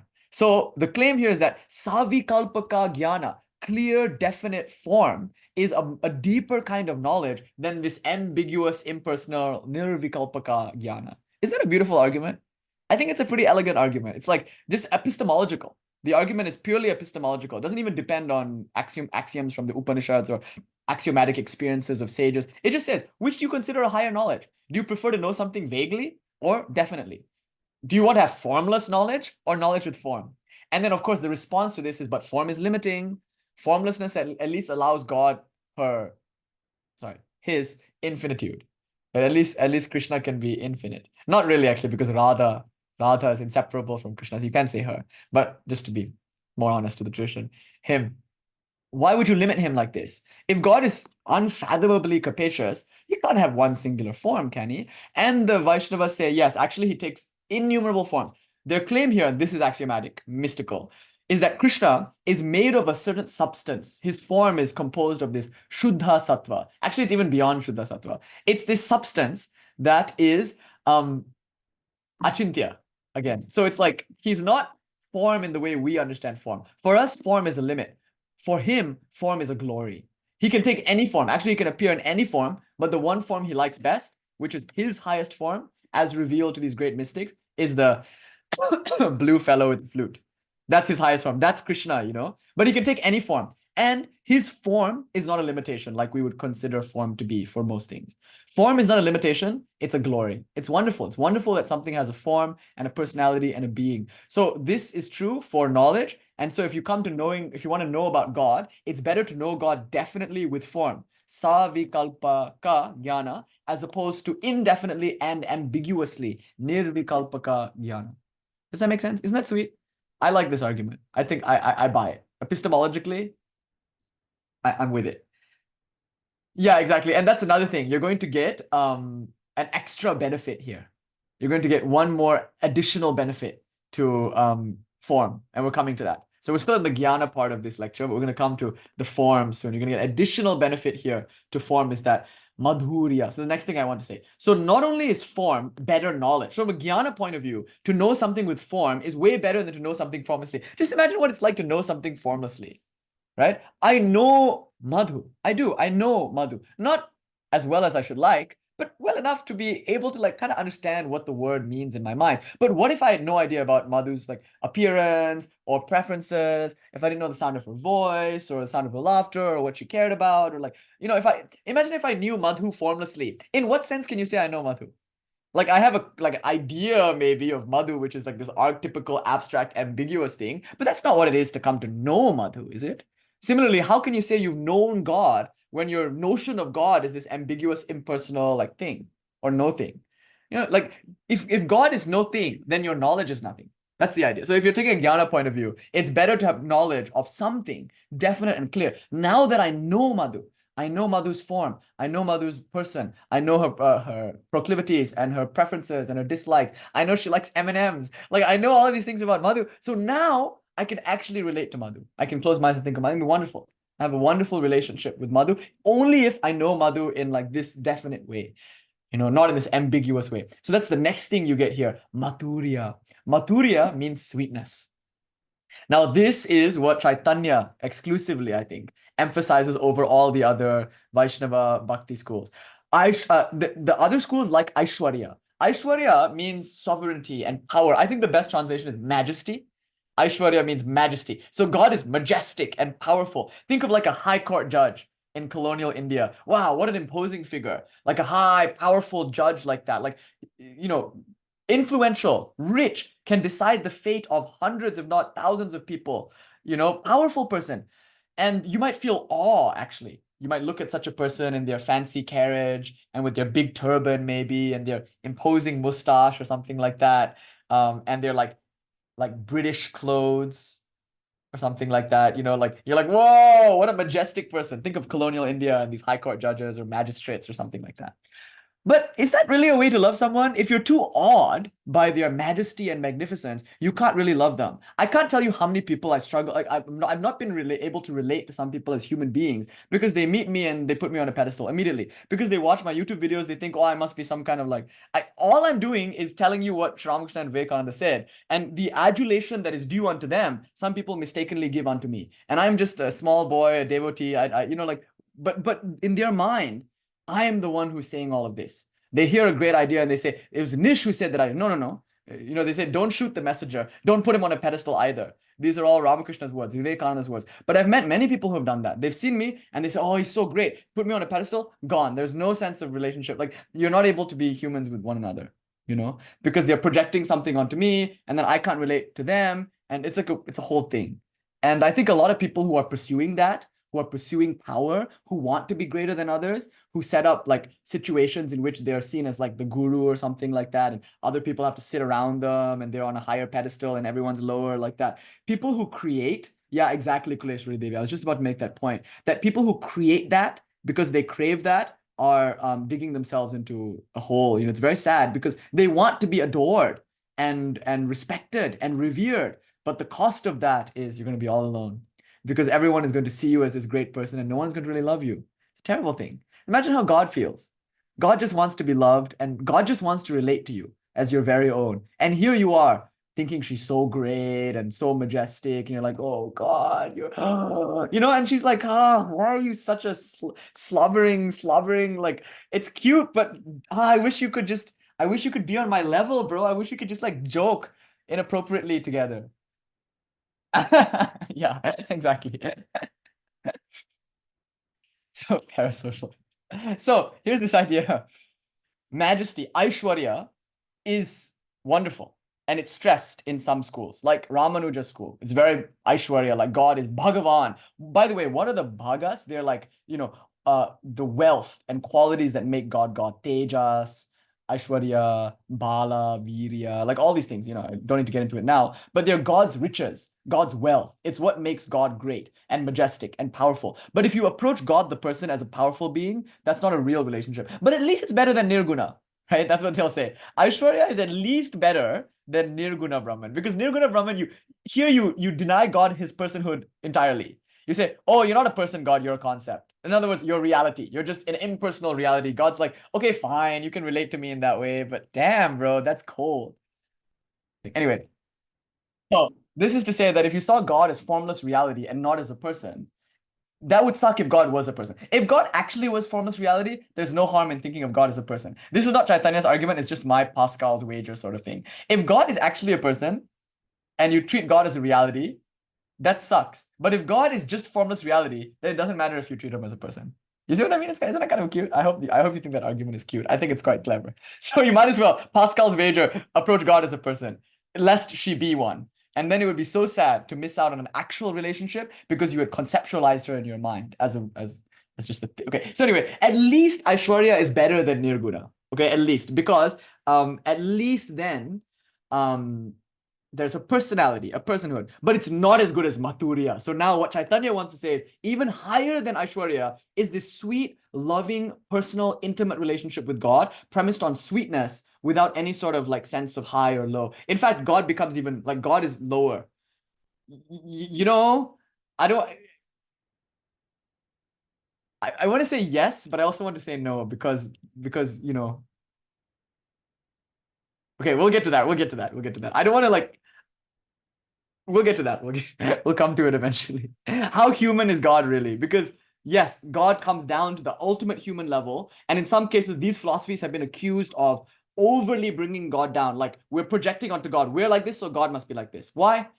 If horses had gods, God would be a horse, right? Like that. Vivekananda said that in one place. Xenophon, I think, was the Greek philosopher who coined that maxim. So if horses had gods, God would be a horse, right? So I don't want to say that because God transcends everything that we understand, but everything that we understand is a glimpse of that. We'll talk about sex soon. Like there's like a sex part, and now everyone's alert. But there's like a sex part that we have to talk about because it's Krishna Leela, it's Rasa Leela. There's something important that we have to discuss there. We'll get to that. And you'll see there that what we understand about sex is good. It's not bad. But the sex that Krishna is having with Radha is something like you will see. We'll see why there's levels of refinement to everything. So if we say God has emotions like us, we are doing both God and ourselves a disservice by limiting our current emotions as all there is. Yes and no, because there's some deeper, more refined ways to feel what you are feeling now. And we're going to come to it. I'm so excited to get to that part because I want to talk about love and erotic love and romance, and I want to talk to you about what it is to be Krishna and Radha. Like it's just so beautiful. So we'll get to it. We'll get to it. But for now, I just want to say, in this thread of our discussion, that the claim in the Chaitanya Acintya bhedābheda camp is that Mathurya or Mamatva, the sweetness of God is me and mine, like God is my very own, that is much higher than Aishwarya, which is much higher than Nirguna. And notice, the magistrate that I spoke about earlier, when he comes home, well, he comes home to his family, hopefully. And his family they hopefully don't see him in that way. They don't see him like, oh, this high flying court. His wife will nicely give him a scolding if he forgets to take out the trash that day. And you might think, what? To scold this man who could have anybody killed at one wink of an eye, to scold him for not taking out the trash? The wife can do that. She has a unique intimacy with him that she can bash him on the back of the head with a pot. She can scold him and abuse him and do whatever she wants because she loves him. Okay, now I feel like, wait, no, be careful. I'm making it very dangerous. Some of you will be like, okay, time to run off and have some toxic, abusive relationships now. I love you so I can abuse you. No. I'm not saying that I love you so I can abuse you. Okay. Amrita Devi, Nora Devi, namaste. But look, notice, like the magistrate, when he's strutting about in his fancy British clothes with his imposing mustache, with his turban, is feared. He's regarded in awe by the commonplace citizens. That's not real love, but it can be a kind of relationship. Okay, it's a shanta bhav or something. But at home, when his wife bops him across the back of the head and they have like a giggling, intimate relationship with one another, now that's closer. That's called Mathurya. So in Chaitanya's Achintya bhedābheda, always remember that majesty or Aishwarya is higher than Nirguna, and God includes both Nirguna and Aishwarya, but God transcends them both in the sense of Mathurya. God is your very own. And here, Bhagavata Purana, the first book, chapter 2, verse 11 says, non-dual consciousness is Bhagavan. So since non-duality is Bhagavan, therefore, it's probably good to just approach it as Bhagavan anyway. It's sweeter. It's higher. Okay, so that said, let's continue. I should have mentioned it at the very beginning of this lecture, but I'll say it now. One of the central texts of this tradition, which is considered to be higher than the Vedas, because it's considered to be the true meaning of the Vedas, is the Bhagavata Purana. We haven't studied it together here. It's one of the great Puranas, arguably the most popular of all the Puranas. Now, each Purana can be quite sectarian. So a Shiva Purana will obviously privilege Shiva as the absolute divinity. And the other deities, Vishnu and Brahma and what have you, are like kind of subordinate to Shiva. Like Devi Bhagavatam, the Shakta Puranas like that, will consider Devi to be the highest. There it says, who created the world? Brahma. But who created Brahma? Vishnu. But where is Vishnu? Sleeping on a serpent couch. But what's under the serpent couch? The ocean of milk. But how is the ocean of milk there? Oh, it's in space. Well, what's containing the space? Devi. So Devi is therefore higher. You see, it's a beautiful argument in the beginning of the Devi Bhagavatam, arguing for the supremacy of Devi. So, all the Puranas, they tend to have maybe their favorite deity, and they tend to represent one as higher than the others. Certainly, you get kind of like polemical sectarian claims in the Puranas. They're mostly bhakti oriented, but you'll find that there's a lot of jnana and yoga and predominantly Sankhya and a lot of tantric ideas. Like Puranas are awesome. And I've been studying the Bhagavata Purana with my guru for some time now, for some years. Actually, for as long as I've known him, we've studied the Bhagavata Purana together. And that Bhagavata Purana is so deep. Every now and then, he would look up from the book, expounding on it. He would look up and he would say, "This is Bhakti book?" He'll say, because he'll express such high flown ideas of Advaita Vedanta and Jnana and what have you. But it's more than that. It's more than just Advaita Vedanta. It's more than just Sankhya. It's more than just yoga.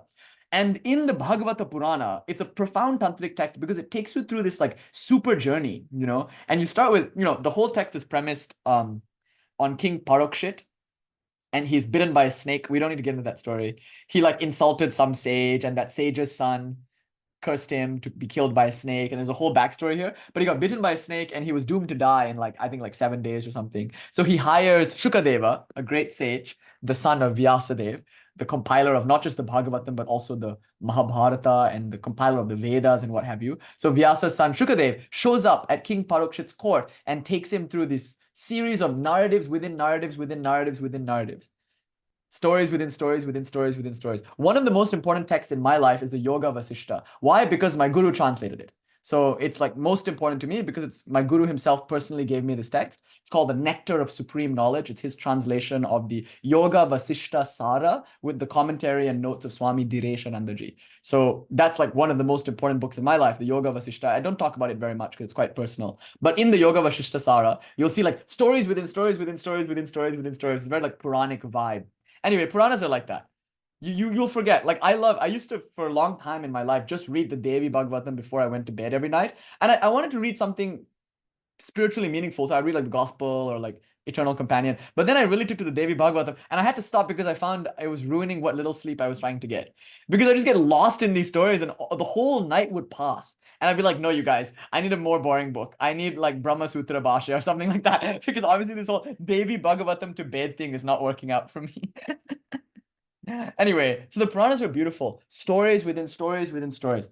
And the Bhagavata Purana is especially beautiful because it takes you through these like wonderful scenes of great bhaktas. You learn about Bharata, who was a great yogi until he fell in love with a deer. And then he thought about the deer in his final few moments of life. So he reincarnated as a deer who goes to a sage's house. And as he, lives out his days as a deer, he gets reincarnated as this kind of like simple man, a brahmana in a sage's house. And then there's all this like conversation that he has with a great king, and it's wonderful, all these stories. Prahlada and Hiranyakashipu, Dhruva, earlier in the Bhagavata Purana, there's this Dhruva story and how he becomes a star and wonderful stories all throughout the Bhagavata Purana. It takes 10 books before we get to Krishna. And the tantric argument here is that you have a lot of lower chakra work to do. You have to purify a lot of stuff. So it takes 9 books before you have the adequate level of purity and spiritual aptitude actually to even understand the Krishna Leela. And don't even try with Krishna until you've gone through 9 books of the Bhagavata Purana. And the Bhagavata Purana is not just reading. It's a mystical, alchemical process. As you read, something changes in you. And it's very tantric. There's all sorts of it. And the incarnations of Vishnu, they're going from like all these like fish and then boar and then, man lion and then dwarf and then violent man, Parashurama, like that. It's like there's like this wonderful like evolutionary, involutionary sort of journey. It's beautiful. Anyway, I should have mentioned it at the beginning. But in any case, the Bhagavata Purana, as well as the Vedas and the Upanishads and the Gita are the central texts, and Bhagavata may be taking main stage, front and center. Okay. Whew. We've been going, huh? We've been going for quite a while. I have so little left to cover. I've like just a few more things. Let me just say a few more things. And yeah, this is going to be a 3-part series. I don't think I'll be able to talk about practices at all. I think I'll just finish with the theory and have this be volume 1 in a 3-volume series. Okay, we'll do practices another day. On Monday, though, maybe we can talk about practice, but I want to mainly focus on life. Okay, I want to talk about Shakti, though. This is now it gets exciting. Now it gets really interesting because we get into the tantric mysticism. So we go from more Vedanta now into Tantra. So Shakti has 3 levels in this school. In acintya, bhedābheda, the most externalized form of Shakti is literally called Bahiranga Shakti, which means externally limbed Shakti. So she is what I might call Prakriti, but the word here is Maya. So notice, we use the word Maya. in acintya bhedābheda, we use the word Maya, but without any of the connotation that it has in Shankara's Kevala Advaita. There, Maya means unreal. Here, Maya means real, but peripheral. And why is it Maya? Because it's the power of materiality. I'm going to have a critique here in a moment, but this power is jara. Jara means inert, materiality in the sense of unconscious. And so it's peripheral and it's the power of bondage. But it's very necessary because without this Maya, you couldn't have the 14 worlds. What are the 14 worlds? We don't need to get into it really now, but they're like the 14 worlds that this whole universe is considered the Brahmanda. Brahmanda means the egg of Brahma. And if you like visualize it as an egg, it's stratified into 14 levels, 14 realms. And you can think they're like 7 heavens and 7 hells. And like there's this whole kind of Puranic mythology around how the world is constructed. So here is this Brahmanda. Brahmanda means egg, and there are all these like levels of the eggs like that. So, okay, so you need this Bahiranga Shakti. You need this Shakti to create these 14 worlds, and you need it for materiality. But it's problematic because this materiality, this insentience, is what bounds souls. Is it wholly insentient? Cannot be, because technically Shakti is coextensive. Yeah, there's your egg again. Technically, Shakti is coextensive with Krishna, and Krishna is sentience personified, consciousness and self-consciousness par excellence. So Shakti also is Krishna's power of self-conscious, can't be totally unconscious, but it seems like Bahiranga Shakti is. So that's my first problem.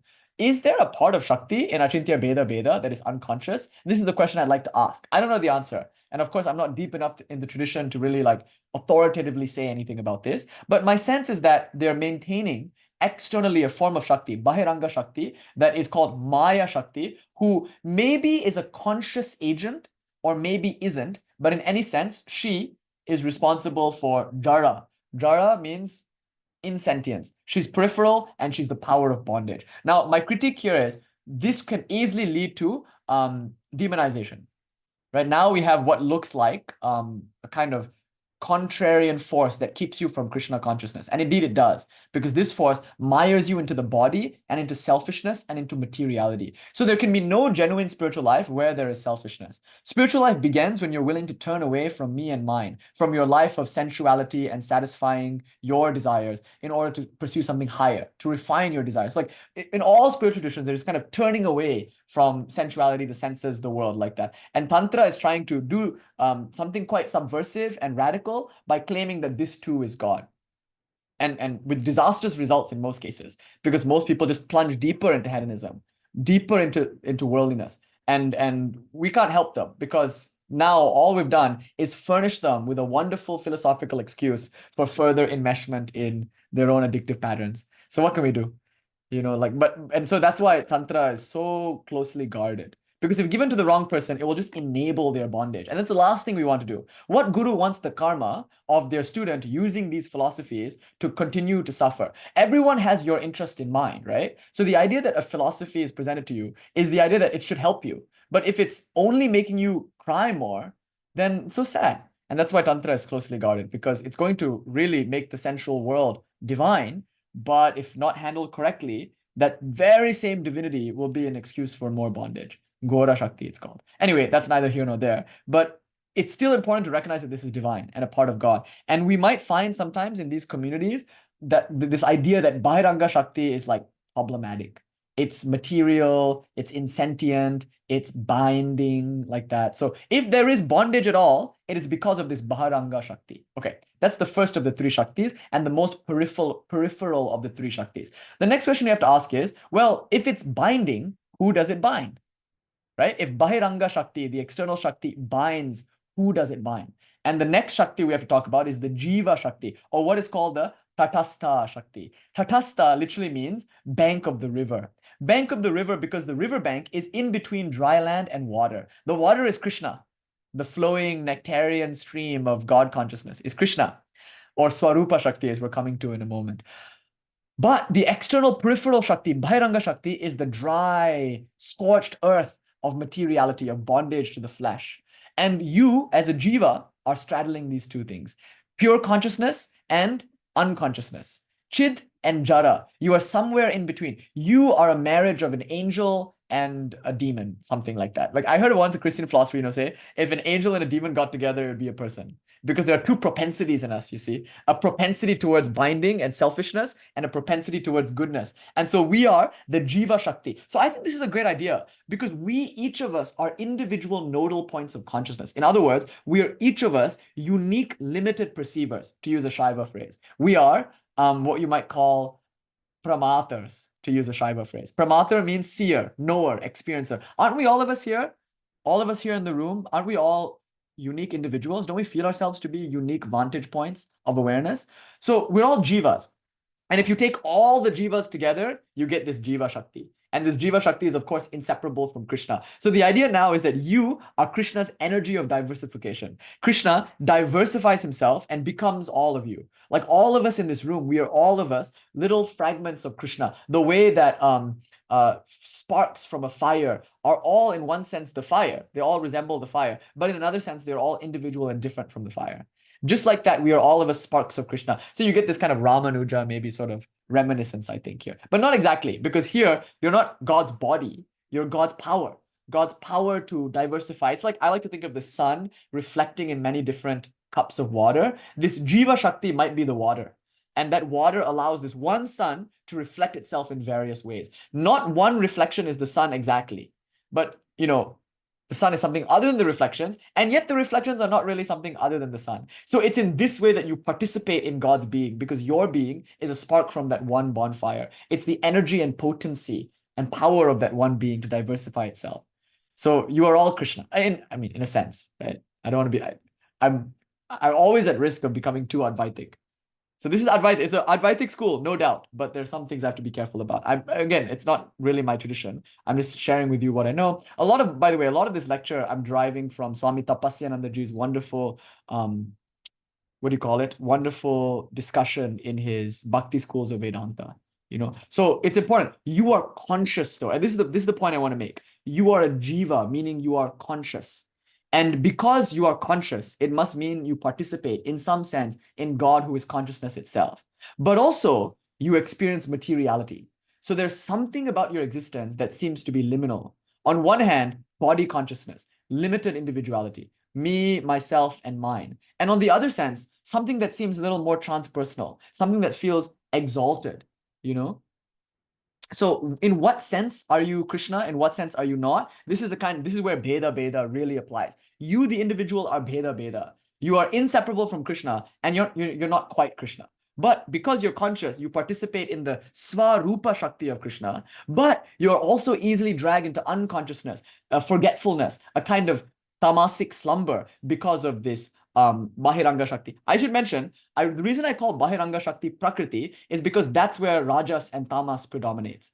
Now, consciousness is all sattva. In fact, there's even this thing called Shuddha Sattva, which is the materiality of the divine realms, like Goloka and stuff. It's constituted out of this Shuddha Sattva, pure Sattva, very, very refined form of spiritual matter. But in Prakriti, in like actual matter, there is a preponderance of Rajas and Tamas, which mires you into worldliness, into bondage, into materiality rather. And so you're experiencing that, but you're also as a jiva participating in that sattva. So you're straddling this sattva, rajas, tamas world, and something even beyond sattva is there. So like that's the interesting thing. You are conscious, and by virtue of you being conscious, you are a jiva. And the reason you can be a jiva is because Krishna possesses, as the middle Shakti, a jiva Shakti, or the riverbank Shakti, the tatastha Shakti, which allows for there to be a multiplicity of jivas. Not actually different from Krishna, but not actually identical either. Okay. And this is important. I think to Fabrizio's question earlier, you never lose this individuality. So you as a jiva always remain a jiva. At most, you can attain the level of a parikara. Parikara means attendant. You can become like a gopa or a gopi. That means you can ascend to Goloka, and we'll talk a little bit about what that means in a bit. And you can participate in this wonderful yantra of Krishna Leela or Rasa Leela, like that. But even then, you never lose your individuality. And even when it feels like you do, like Mirabai, one of the greatest bhaktas of Krishna of all time, she often in her poems describes like states in which it's very non-dual. She's like losing herself in Krishna. But even then, even when you feel like you are losing yourself in that absolute high reality, you still retain your individuality, the tradition maintains. And that's very beautiful. So why? Because if you become Krishna, then it's no fun for Krishna. And we'll come to that in a little bit. Because if you become Krishna, Krishna loses his devotees and you lose your devotion. If you become sugar, you cannot taste sugar. So some separation between you and sugar is required for you to continually enjoy sugar as the taster of sugar. So it's much better to be a bhakta, lovingly participating in Krishna Leela, than it is to be Krishna himself. In fact, the whole reason that Krishna projects you into existence is so he can taste his own sweetness, in a sense. And there's like this thrill, there's a spiritual thrill set up between you and him. And to enjoy that thrill, here you are. The purpose of your life is to enjoy God. Sri Ramakrishna would say the purpose of life is to eat the mangoes, to enjoy the spiritual thrill of devotion. Bhakti, he would say to people, once you've attained bhakti, you've attained everything. You've attained the purpose of life once you've attained bhakti, because now you're fulfilled, Okay, moving on. Then the next one. So the next Shakti is the most important perhaps to me because it's Swarupa Shakti, and this is the Antaranga, and this is where we get really mystical. These are the inner secrets. Thus far, we haven't really said anything too esoteric, right? Prakriti, okay, materiality, three gunas. Yes, you've all studied Sankhya, you know about that. Yes, individual jivas or individual nodal points of consciousness. They're separate from the divine reality and yet still one with it. Like, yes, you know this. This is not overly profound, I don't think. But now we come in the closing few moments, it's something more profound. Okay. Swarupa Shakti, Antaranga. There are three aspects to this Swarupa Shakti. Remember, there are three Shaktis: Bahiranga Shakti, Tatashta, or what do you call Jiva Shakti, which is the middle. And closest to Krishna, the most integral to his being, is this Swarupa Shakti, and it too is further stratified into three things. The most external of these three concentric rings is the Sandhini. Sandhini Shakti is Sat, Krishna's existence power, Sat. The second layer is called Samvit, which is Krishna's consciousness. Here, Krishna is both consciousness and conscious. As a result of his Swarupa Shakti, he's able to be self-reflexively aware too. This is much like, I think, the idea of Prakasha and Vimarsha in Shaivism. Prakasha, consciousness, has Vimarsha, the self-reflexive ability to be self-conscious. So what would be the fun if Krishna was inertly just consciousness? No, he's self-aware also, and this is through Samvit. But what would be the point of existing? What would be the point of being self-aware if it wasn't for bliss? At the end of the day, my friends, this is the heart of the Krishna Leela, the heart of all this philosophy. Like we said earlier, Priyatva Lakshana Dharma Vishesha. The heart of all of this is Hladini. What a beautiful word. Hladini. Hladini in this tradition refers to Ananda. Remember, Sandhini Sat, Samvit Chit, Hladini Ananda. So if Brahman is Sat Chit Ananda, and if Krishna is the real essence of Brahman, then Krishna is Sat, Chit, and Ananda. But this Sat, Chit, and Ananda are the powers of Krishna. Because remember, Brahman is the Tanubha, the splendor of Krishna. Krishna is something beyond Brahman even. Brahman is the Nirguna aspect, perhaps, and Krishna has both Saguna and Nirguna, but the real Krishna is beyond both Saguna and Nirguna and has form, and that form has a power called Swarupa Shakti, and then the essence of that power is this Hladini. Hladini means Ananda. And on this level, right, it's all Shuddha Sattva. Shuddha Sattva is a kind of spiritual material through which Krishna can project worlds into existence. So there are all sorts of higher realms that exist. We didn't mention Vishnu, but Vishnu exists on this realm of the Paramatman, this Aishwarya realm, that's a bit lower. But Vishnu's realm, and remember, Vishnu is an emanation of Krishna, not the other way around. In some versions of the Vaishnava interpretation, Vishnu is the ultimate God, and Vishnu incarnates as Rama, as Narasingha avatar, as Krishna, like that. But in this school, yes, Krishna is an incarnation of Vishnu, but Vishnu is an emanation of Krishna. So Krishna is the highest, and Krishna uses this Swarupa Shakti, this Shuddha Sattva, to project certain worlds into existence. So in this sense, because of Hladini, because of Samvit, and because of Sandhini, Krishna is both Rasa, taste, and Rasika. He is both bliss and the enjoyer of that bliss. He's Rasa and Rasika. And the enjoyer of that bliss, although inseparable from Krishna, is in some sense different from Krishna, because that Rasika is Krishna's power to self-taste, and it's personified as Radha. So this is where it all comes. Like the whole thing is it's centered on Radha, not actually even Krishna. That's what I love about this particular school, because it's very Shakta in nature. Although Krishna seems to be the focus, not really. It's Radha, because we're trying to emulate Radha. And she is what makes Krishna Krishna, because Krishna is rasa, bliss, but that would be meaningless. And now you have to all forgive me. Those of you who are actually in this tradition are like, now he's on one. now I'm careening into my more Shakta leanings. But so forgive me. But like, what would be the point of Shiva without Shakti? What would be the point of Prakasha without Vimarsha? Bliss is the point of all of this. Bliss is the heart of this entire spirituality that we are all so interestedly pursuing. And if that's true, then Radha is more important, because Radha is Krishna's Swarupa Shakti, his very own Shakti, inseparable from him. And by virtue of this Radha, this Swarupa Shakti, he becomes a Rasika. This is called Shakyananda. So interesting, right? In the Shaiva world, Shakti is Ananda Shakti, Shiva is Chit Shakti. So similarly, in this world, it's Shaktyananda, which is synonymous with Swarupa Shakti, which is synonymous with the Hladini, which is synonymous with Radha. So Radha is this whole thing personified. Okay, so if we were to understand this like cosmology, what we get is the 14 worlds of Prakriti covered by 8 coverings. I'm going to go very quickly through this next part because I want to get into something, just to close our lecture, something a little deeper. Now we're already in nice uncharted waters. So 14 layers of Prakriti, 14 levels of the Brahmanda are covered by these 8 avaranas, these 8 coverings. This is all covered by the Karana Samudara.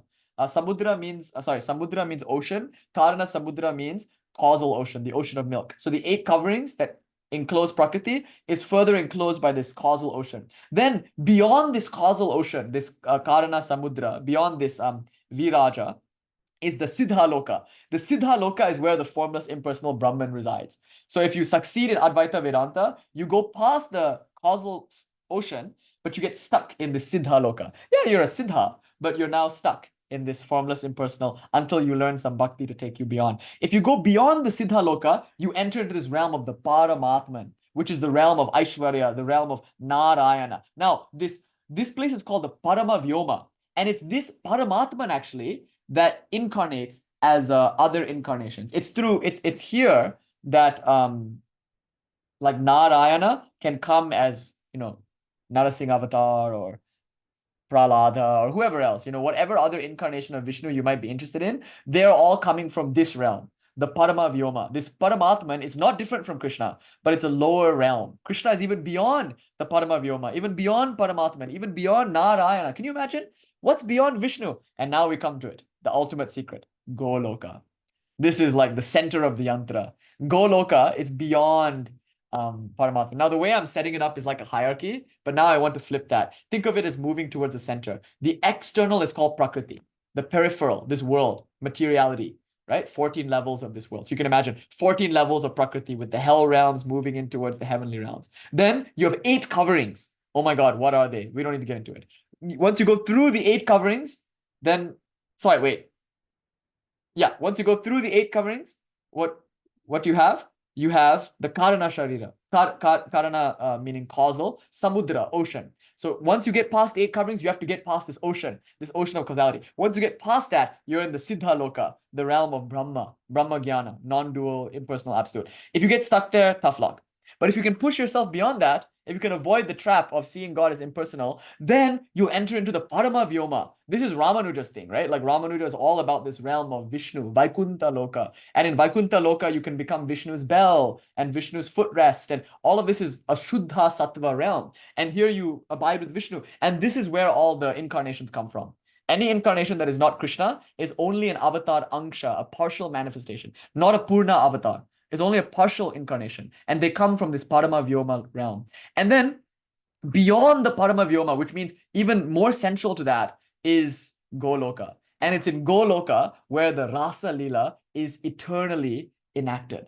So it's nice to think of Goloka as a yantra. Just Goloka, at the very center of the yantra is Krishna Radha. Krishna, remember, the source of this all, the heart of the entire yantra, is enlivened and emboldened and made meaningful by his Swarupa Shakti, who is none other than Radha. And Radha is none other than the Rasika, the ability of Krishna to enjoy himself. So Radha loves Krishna selflessly and totally in like a reckless way. Like Radha is totally absorbed in Krishna and they're making love. The idea now is that they're doing a Rasa Leela. They're having this like romantic tryst, and it's all described in mysterious terms in the 10th and 11th books of the Bhagavad Purana. We'll say more on Monday about this Rasa Leela, but I wanted to leave you with this.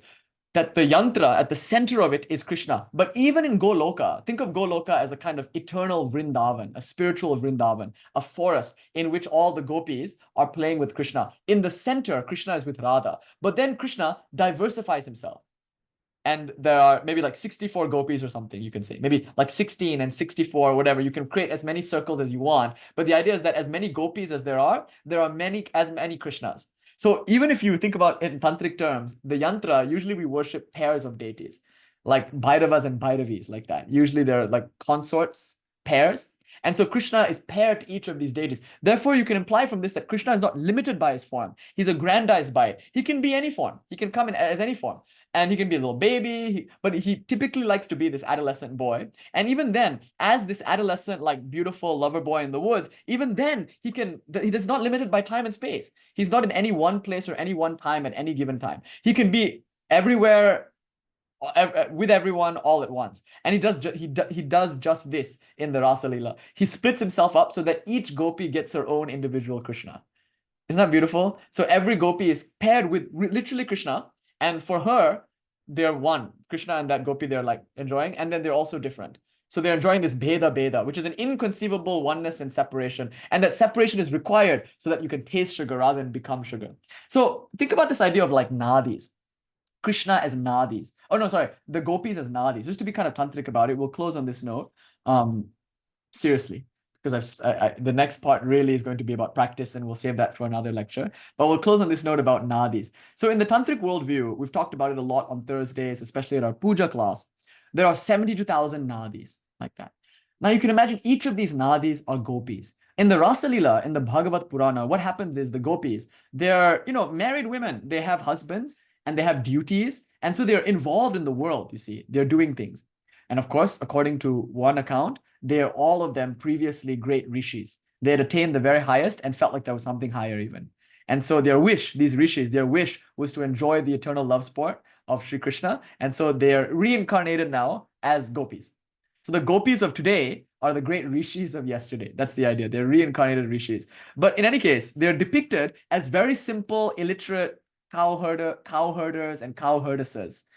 Cowherds people, like they're just like village people, and they're mostly interested in dairy production. They like get the milk and make ghee and make sweets, and they just live their simple village lives. And they're all busy with their children, with their husbands, with their cooking, with their cleaning. But then they hear late at night, the sound of the flute coming from the forest, Vraja, Vrindavan. There's this mysterious, enchanting flute noise. And if you really want to understand its effect on the mind, you have to read Mirabai. There you'll hear like the flute, the sound of the flute is like a dagger, pierces the heart, jumps up the central column. You can't resist the call. And that's the call of Krishna. Is always calling. There's always like Ramakrishna standing on the Nahabat calling. Krishna is always playing his flute. There's his music. Many are called. No, is this a few are chosen? Many are called, few are chosen, something like that. Like, no, all are called. All are chosen. Few answer the call. But these gopis, they're different. They heard the call. And you are all here because you heard the call. You recognize that there's something more to this life than what you've known. And you've lived so much. You've not just this life, innumerable lives. You've studied poetry. You've studied art. You've partied. You've, lost and you've won. You lived so much. Like now you're coming to the conclusion through your culturing in this world that there must be something higher, something deeper. There's God and I'm pursuing it. That's your conviction because you heard the flute sound. So the gopis, they heard the flute sound and they renounced everything in like a delirium of love. They threw aside their pots and pans. They left their husbands and their children and they left their work and they just ran. They ran into the forest wildly pursuing the sound of that flute.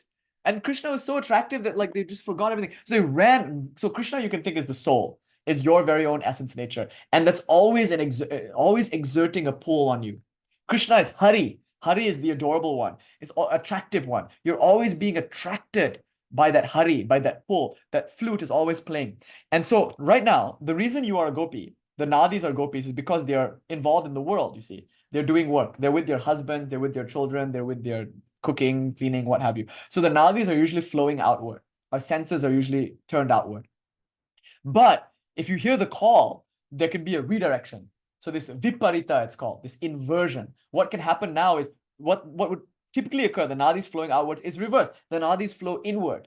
And so there's this wonderful yogic way of describing this Rasa Leela of the nadis flowing in towards the center, who is Krishna. And then once you touch Krishna in the crown of the head, that Krishna, that Shiva that resides here, then filters in through all the nadis. In other words, there's one Krishna for each nadi now. In other words, each of the nadis is suffused with Krishna. Each gopi has her own Krishna. Your whole body has become the Goloka, the field of Vrindavan. That's kind of the inner, one of the esoteric descriptions of Rasa Leela. Krishna is in the crown of the head or in the center of your being. You, the nadis, the 72,000 nadis are all the various gopis, and Krishna will divide himself when this is called Vyapti. Oh man, I'm running out of time, but like Udana, Vyana, you know the stuff. You know the stuff. Udana Vayu and then Vyana Vayu. So this is the Vyana Vayu situation. Okay, so that much is said.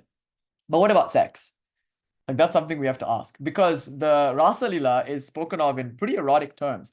And the argument here is that, Rama and Sita are in love, but in this kind of like formal way. I mean, not really. They're truly in love, but they're husband and wife, you see. That's a kind of love, a deep love. But there's also another kind of love, a love that we actually as a culture really enjoy and really thirst after. And that is this like freshness and newness and danger of the romantic tryst, the affair. The idea of the extramarital lover, like there's somebody in the woods calling to me with a flute. And it's so alluring that I want to leave behind my husband and my children and my work. And even when I'm busy with my husband and children and work, my mind is always on that one, that mysterious, dark-skinned boy with wildflowers in his hair hiding in the woods, calling to me. Like there's that idea and so we have to talk about it, because it led, I think, in India to a kind of fascination with adultery and as a spiritual practice. So like the idea is that now, in order to make progress in spiritual life, you should take a mistress. I'm not kidding you. And there were circles in Sri Ramakrishna's time where like married Brahmins would pretend to be Krishna and married women would pretend to be Radha, and they would enter into tantric circles and like actually engage in like real, like romantic, real passionate embrace. And so the question is, these traditions, they're tantric and they speak in tantric terms, erotic terms, but to what extent do we take them literally, and to what extent are they metaphors? And there are two opinions here. On one end of the spectrum, there are literalists who point to the Bhagavata Purana and say these were real women, they were real gopis who really ran into the woods and really made love to this like superhuman who could diversify himself such that everyone had one lover. So it's one Krishna and all these different gopis, and that one Krishna was each unique to each gopi and could diversify himself. And that really happened. And then there are like the Krishna and his various wives in Dwaraka, like that. So like this idea of Krishna can diversify himself and satisfy many women. And that's the idea, there's this kind of like romantic tryst sort of thing going on. Now, how literal is that? Some people say super literal. Is Radha Sita plus Gopi? It's an interesting question. It's not clear, because remember, the Chaitanya people are not too interested in that Rama Leela. They consider them, like, remember, the whole other incarnations here are all coming from the Paramatman realm. They're coming from Vishnu Narayana. They're only partial incarnations. So you can't make one-to-one associations between like Rama or Prahlada or Parashurama or anything to Krishna. Krishna is literally in a class of his own. He's literally in this whole different league. Like we've left behind all other schools. Now we're just absorbed in this like Vrindavan epic, where Krishna is in the forest and he's playing a flute. And this Vrindavan is an eternal Vrindavan. It's the Nitya Leela, the Nitya Krishna, the Nitya Bhakta. This is Goloka. Goloka is a special realm that Krishna, he lives exclusively in, not exclusively, especially in this realm. And the goal of this entire tradition is to get to that realm. And in that realm, right now, he's with his gopis. And in that realm, he's making love to all of these gopis in this kind of like yantric way. There's Krishna and Radha at the center, and then the Shaktis diversify and become multiplied. And there's this like wheeling sort of thing. And right now, they're just all like wheeling in a circle of ecstasy and the super sensual, super sexual, spiritual bliss. You can't even describe it in terms of our common language. But it's the highest, most orgiastic, most ecstatic sort of experience in the spiritual realm. And our goal is to become parikaras, to become attendants and participants in that play. We'll talk about the practices next time we meet. But through these practices, we can also come to Goloka and become part of this Rasa Leela. And we too can make love to Krishna forevermore and take Radha's bhav, to some extent, not entirely, but to some extent. Wonderful, that's the goal. And so, to what extent is this literal? Now, people have read this very literally, and of course, on the other hand, there have been more orthodox, maybe more apologetic sort of readings where it's like, no, no, no, there's no trace whatsoever of actual, they were all little girls and Krishna was a little boy. Shame on you for even projecting this sort of thing. What's wrong with you?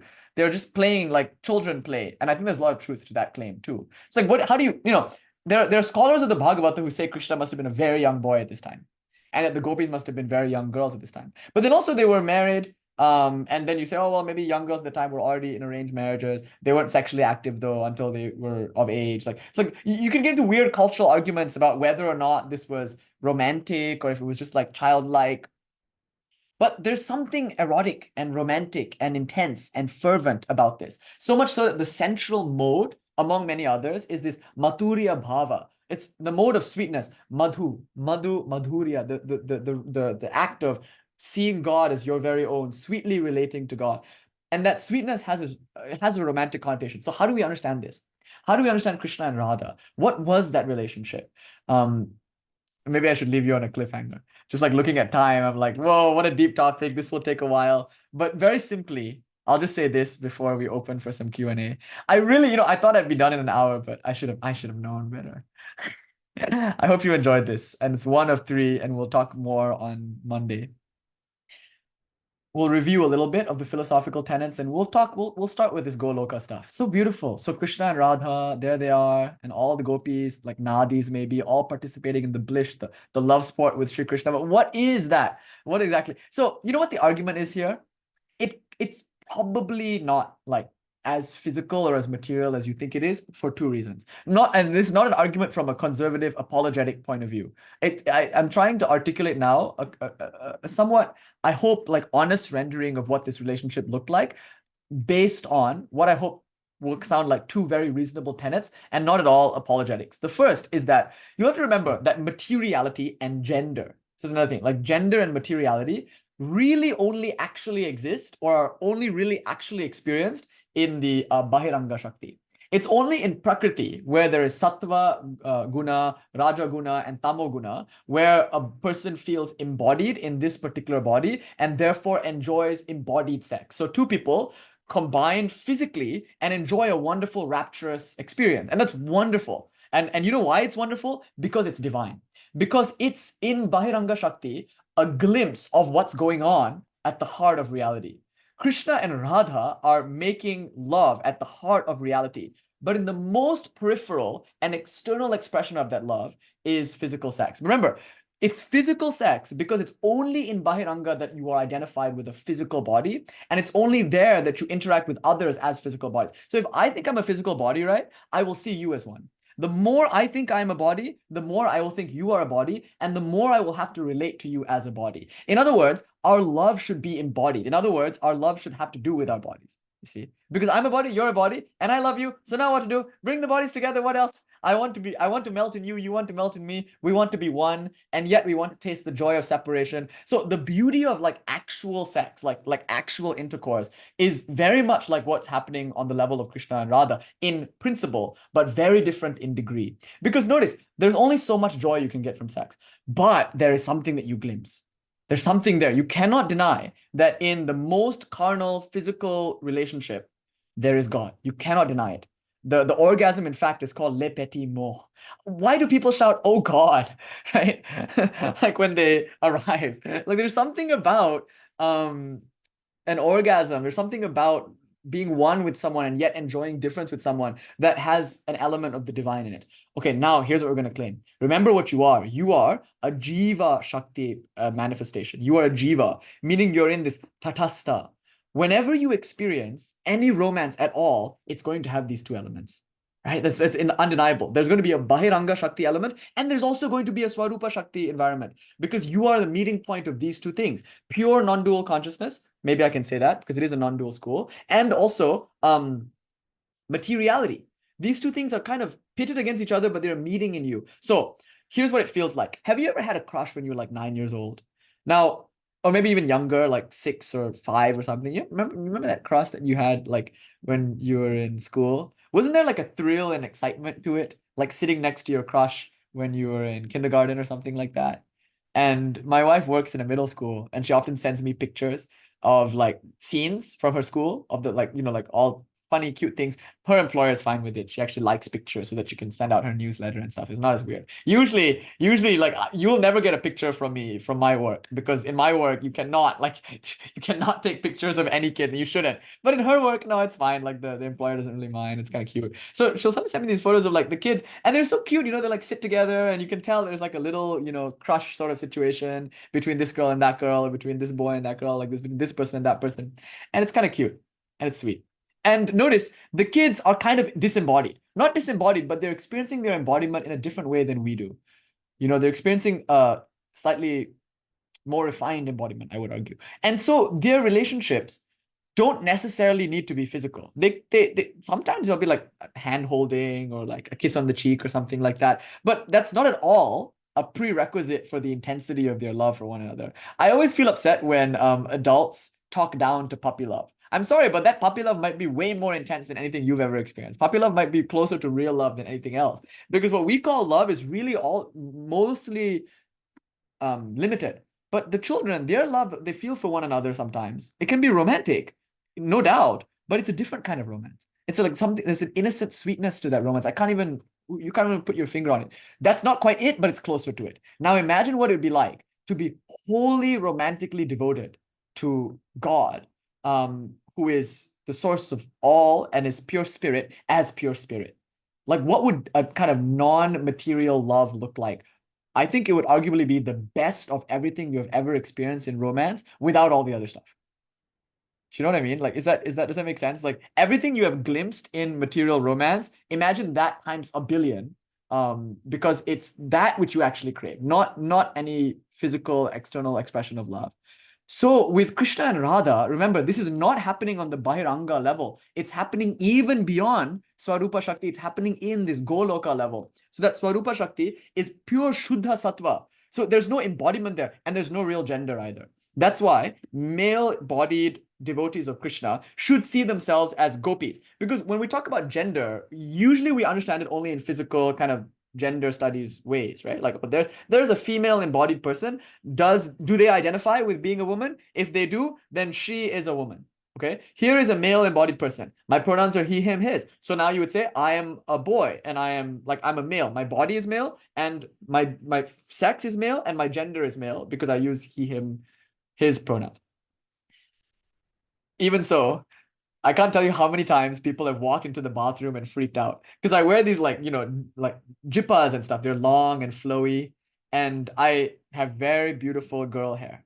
Like a lot of people, a lot of women are like obsessed with my hair because they wish they had it. I'm sorry, you guys. I don't know. I don't even wash it. But so imagine if you're like I was in a what do you call it? I was in bathroom in the airport, and this guy comes in. It was so funny. He comes in and he sees the back of my head and my like long flowy jippa, and I can see him in the mirror, right? So I'm washing my hands. I'm looking in the mirror, and he walks in behind me, and he makes a loud like "Huh!" He goes "Huh!" and then he turns and he runs out, okay? Because he saw the back, and he's like I'm in the wrong bathroom, and he got so scared about that. He went "Huh!" and then he turned and he ran out and he went into the other bathroom, and then I heard the same sound. And then he came back into this bathroom, and the look on his face, oh my God, it has given me unending joy. Just like picture that face. He's like just the betrayal, the shock, the horror. But anyway, if you see like a person who is identified as a male by gender and whose body is male by sex, you say that's a man. And if that person is heterosexual, then that man will be attracted to a female-bodied person, whether or not she identifies with the female gender. That's gender, right? That's happening only in Bahiranga Shakti. When you start talking about like Krishna as being the eternal masculine or Radha as being the eternal feminine, we actually, maybe you can even use other words for it because I don't think it really even means what we think it means. We use those words to make some sense of familiarity. That's why I was reluctant, Rebecca, to really concede the human aspects of Krishna because it's beyond what we can understand about gender and embodiment. Krishna doesn't feel our emotions necessarily. Of course he does. He's God. But there are more exalted emotions than that we've ever had before in this life. That's what I want to stress. So let me close with this. What is the nature of that love? You can maybe see it between Ramakrishna and Sarada Devi or something, but the nature of that love is a romance so exalted, so intense, so fervent as to be completely beyond the body and actually completely beyond gender. Krishna and Radha are genderlessly two, making love in this realm of pure spirituality, pure immaterial, refined luminosity, if you will. And another thing is that physical love is pretty selfish. It's a transaction. And don't get me started. I could Vivekananda you up and down the bench about how most of what we call love is just you do this for me, I do this for you, right? A fie upon that. We call it love, but it's shopkeeping. That's what physical love is like. It's selfish. There's always some element of what's in it for me, right? But not so with Radha. Radha loves Krishna selflessly. And that's Narada's defense also. In the Narada Bhakti Sutra, when considering whether or not this is a carnal love, his solitary defense, and the last thing we'll say is this, it cannot be, because all worldly carnal love has some element of transaction, some element of selfishness. But the love between Krishna and Radha is absolutely selfless. Imagine a love in which you completely lose yourself. How on earth could there be a you really left? I mean, there is, but how can there be a you left to think about even materiality? The body is gone, the mind is gone, you're absorbed in Krishna. The spiritual thrill of that is the heart of all the romances you've enjoyed in your life, minus all the other stuff. Isn't that beautiful? Beautiful idea. So think of this whole Leela as a refinement of the thing you love most in life. You love romance. We all do. We love the joy of that particular kind of romance, the passionate kind of romance, the fervor of a romantic tryst. Imagine that, but devoted to the one object most worthy of that, love itself, love personified. May this be an offering to love personified, to whom all my devotion is directed. Om Shanti Shanti Shanti Harihi Om Tat Sat Sri Ramakrishna Arpanam Astu. Jai Gaur Jai Nitai Haribol. By the way, I'm sorry for anybody in the Vaishnava community if I've said anything wrongly or misunderstood the tradition in any way. I really look forward to hearing back from you and hearing any corrections and amendments or anything like that. Again, my disclaimer is that I am a Shakta, Shaiva, I'm just trying my best to understand these philosophies. So please forgive all my errors are entirely mine, and all the things that I've said that have been good and true are entirely Krishna's. So please forgive all my errors. Thank you all so much. Om, peace, peace, peace.